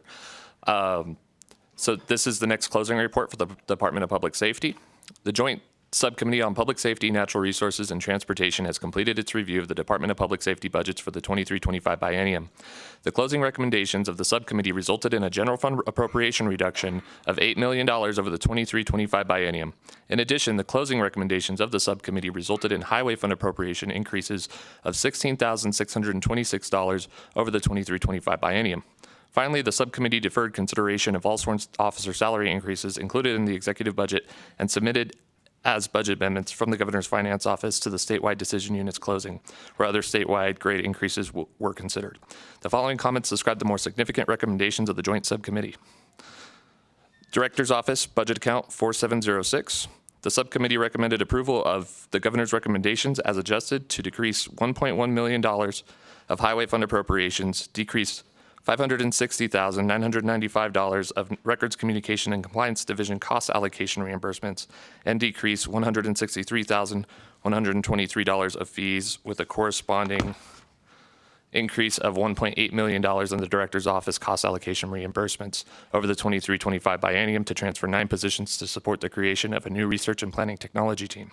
In addition, the subcommittee recommended approval of $280,848 in cost allocation reimbursements over the 23-25 biennium to fund 2 new personnel technicians to assist the Human Resource Office, and $192,000 in cost allocation reimbursements over the 23-25 biennium to fund the Joint Emergency Training Institute annual fee. The next budget account is the Evidence Vault, Budget Account 4701. The subcommittee recommended approval of the Governor's recommendation as adjusted of $140,799 in cost allocation reimbursements over the 23-25 biennium to fund an administrative assistant position to serve as a digital evidence technician for the headquarters office. The next budget account is Budget Account 4713, Highway Patrol.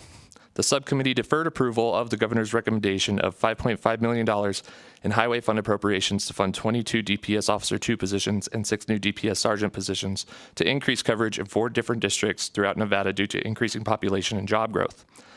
As of April 22, 2023, the agency has a total of 151 sworn staff vacancies, or 31%, which would be increased to 179 sworn staff vacancies if the Governor's recommendation is approved.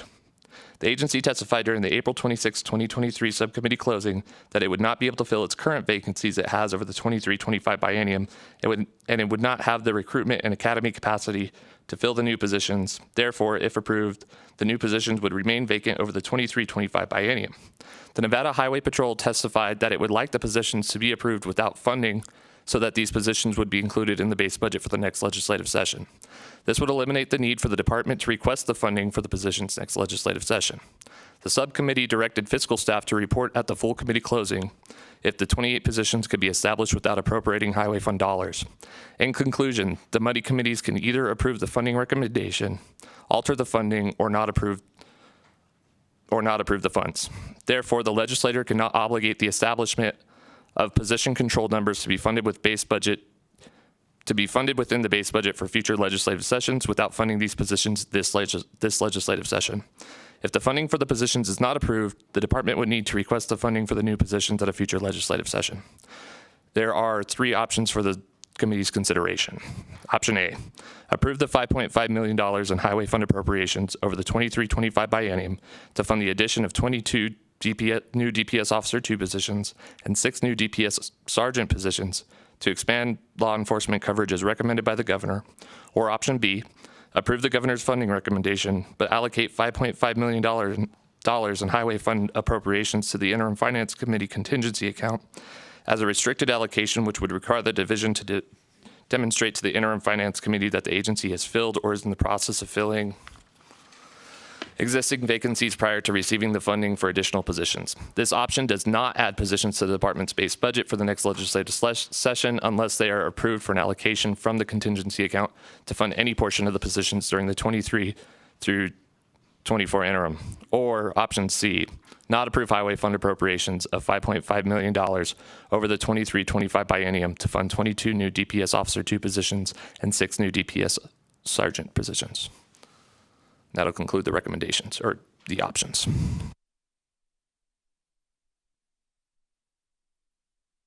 Thank you very much. And I would accept a motion on this item from, as staff has read. I would accept I will accept a motion on this item. Assemblywoman Monroe Moreno.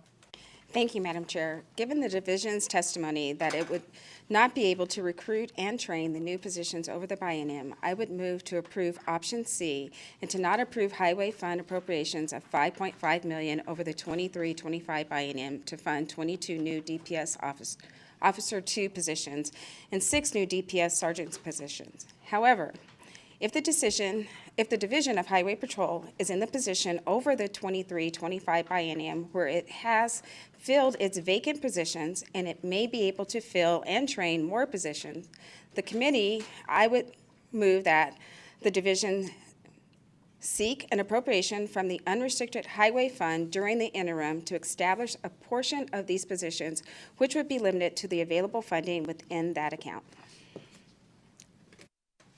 With that motion, second from Senator Canizaro, do we have any discussion? Assemblyman Hafen. Thank you, Madam Chair. And I just want to put on the record what I said during the subcommittee, that I would prefer to go with option B and have the funds available if they need it, because I do think that though they testified that they wouldn't be able to train at the academy, some of the things that I'm seeing in rural Nevada is officers in sheriff's departments wanting to leave for highway patrol, but due to the lack of compensation are hesitant. And with the pay bill coming forward, I do feel confident that we will get there and that we will see some that will want to leave one agency and transfer over to DPS.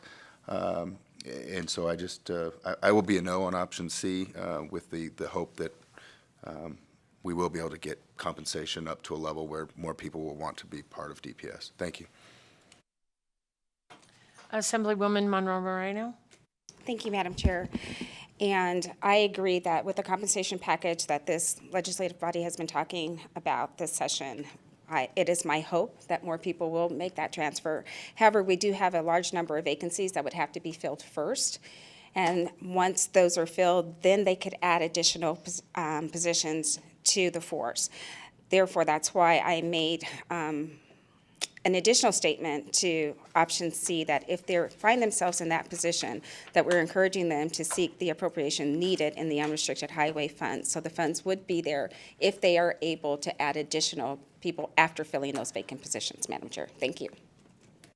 Thank you very much for that clarification. And I think that, you know, we're in an unfortunate situation where we cannot fill these positions, and that's what DPS has told us. And so, you know, we'd like to have this compromise, if you will, to make sure that they have that money if they need to fill those positions and move forward. But if not, these funds can be reallocated. Any additional information? Senator Goicoechea?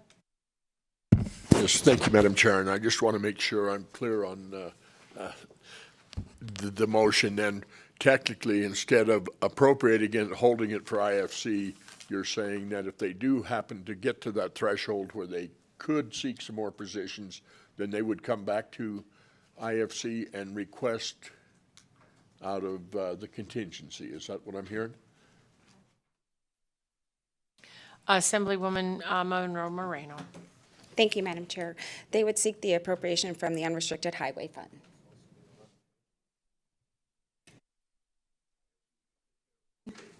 We're going to take care of them. We're not leaving them behind, for absolute sure on that. Senator Gansert. Thank you. The only other comment is that part of the reason it appears to do it this way is that they're not in base fund moving into the next legislative session. And so I guess we just have to be wary of that. And I do understand that they've got a high vacancy rate. So, you know, I think for now I'm okay with this. I would prefer to have it more because it's highway funding contingency account, but I do want to, as long as we can make sure that they get the funding if needed, I'm all right with this. Thank you. Thank you very much. Additional comments? All right, with that, I will call for the vote. All those in favor say aye. Aye. All those opposed say nay. Nay is Assemblyman Hafen, Assemblywoman Kasama, Senator Titus. Motion passes. Thank you very much. Thank you. Please go ahead. Thank you, Madam Chair. Daniel Miller for the record. The subcommittee, continuing in the Highway Patrol budget account, the subcommittee recommended approval of the governor's recommendation as adjusted for $443,428 in highway fund appropriations and $38,600 in cost allocation reimbursements to fund 2 new communications system specialist positions and 1 equipment mechanic position to address radio and vehicle maintenance due to upgrades and equipment complexity. Additionally, the subcommittee recommended approval of the governor's recommendation of $171,052 in highway fund appropriations over the 23-25 biennium to fund a new management analyst position to oversee fiscal operations, grant management, and program activities. The next budget account is budget account 3740, Division of Parole and Probation. The subcommittee recommended 10 net positions over the 23-25 biennium related to caseload adjustments that result in a total general fund appropriation of $1.7 million and county reimbursements of $107,205 over the 23-25 biennium.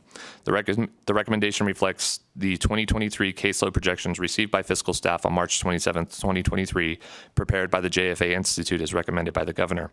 Additionally, the subcommittee recommended approval of the governor's recommendation as adjusted to establish a new supervision ratio of parole and probation specialists in the court services unit, resulting in 8 new parole and probation specialist positions and 1 parole and probation supervisor position, funded with general fund appropriations of $460,676 and county reimbursements of $1.1 million over the 23-25 biennium. The subcommittee also recommended approval of the governor's recommendation for $1 million in general fund appropriations over the 23-25 biennium to fund the reinstatement and expansion of the state-funded house arrest program. The next budget account is budget account 3743, Investigations Division. The subcommittee recommended approval of the governor's recommendation as adjusted for $298,513 of general fund appropriations and $56,700 in transfers from the Department of Health and Human Services over the 23-25 biennium to continue funding 3 administrative assistant positions for the Safe Voice program. The next budget account is budget account 4709, Central Repository for Nevada Records of Criminal History. The subcommittee recommended approval of the governor's recommendations as adjusted to continue funding the Nevada Criminal Justice Information System Modernization Project with $19.4 million in coronavirus state fiscal recovery funds and $621,303 in fee reserves over the 23-25 biennium. In addition, the subcommittee recommended issuing a letter of intent directing the agency to provide semi-annual reports to the Interim Finance Committee on the status and progress of the modernization project and the expenditure of American Rescue Plan Act coronavirus state fiscal recovery funds over the 23-25 biennium. The subcommittee recommended approval of eliminating court administrative assessment revenue of $9.4 million and adjusted the governor's recommendation by reducing the general fund appropriation by $9.3 million and replacing it with $9.3 million in reserves. In addition, the subcommittee recommended approval of eliminating the reserve balance by the end of fiscal year 2025 with the intent to transition the budget to be funded by a combination of fees and general fund appropriations and eliminating the ability to carry a reserve balance beyond the 23-25 biennium. In order to implement this intent, the subcommittee directed fiscal staff to work with the legal division to draft enabling legislation to carry out the budget policy. The next budget count is budget count 3816 for the fire marshal.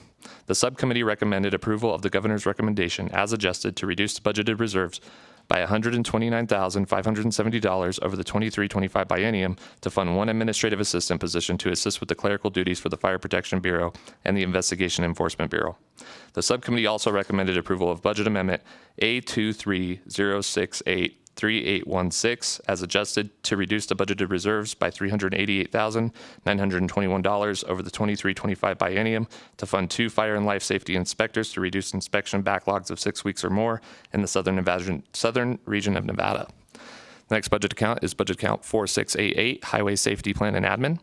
The subcommittee recommended approval of the governor's recommendation for $186,465 in federal funds over the 23-25 biennium to fund a grants and projects analyst position to support additional federal reporting requirements and increase grant funding as a result of the 2021 congressional bipartisan infrastructure law. Our next budget count is budget count 3800 for the parole board.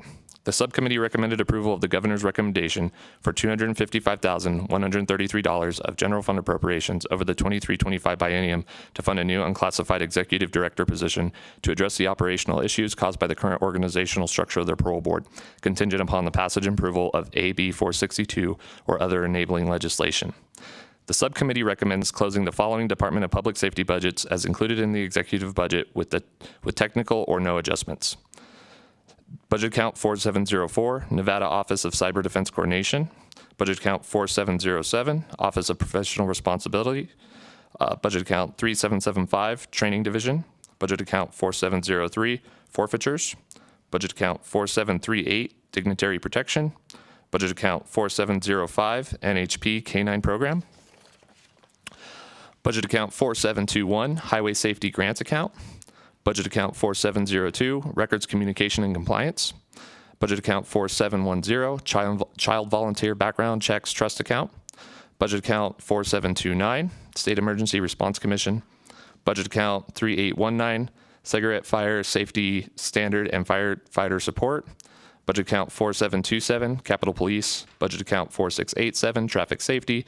Budget account 4691, Motorcycle Safety Program. Budget account 4736, Justice Grant.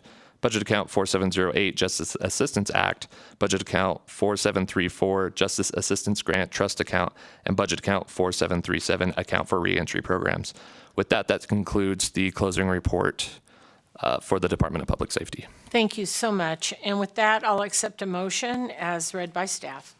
Move to approve. Thank you very much, Assemblywoman Monroe Moreno. A second by Senator Canizaro. Any discussion on that motion? All those in favor say aye. Aye. All those opposed say nay. Motion carries. Thank you very much, and thank you for your time today. And with that, committee, we have one more item, and that is our public comment. And so if there's anyone here in Carson City, please come forward. I don't see anyone in Las Vegas. And with that, I would say public comment online. You may dial 888-475-4499. When prompted for the meeting ID, it is 885-4894-7849. Press pound, and when prompted for the participant ID, please press pound. And BPS, when you're ready, please go ahead.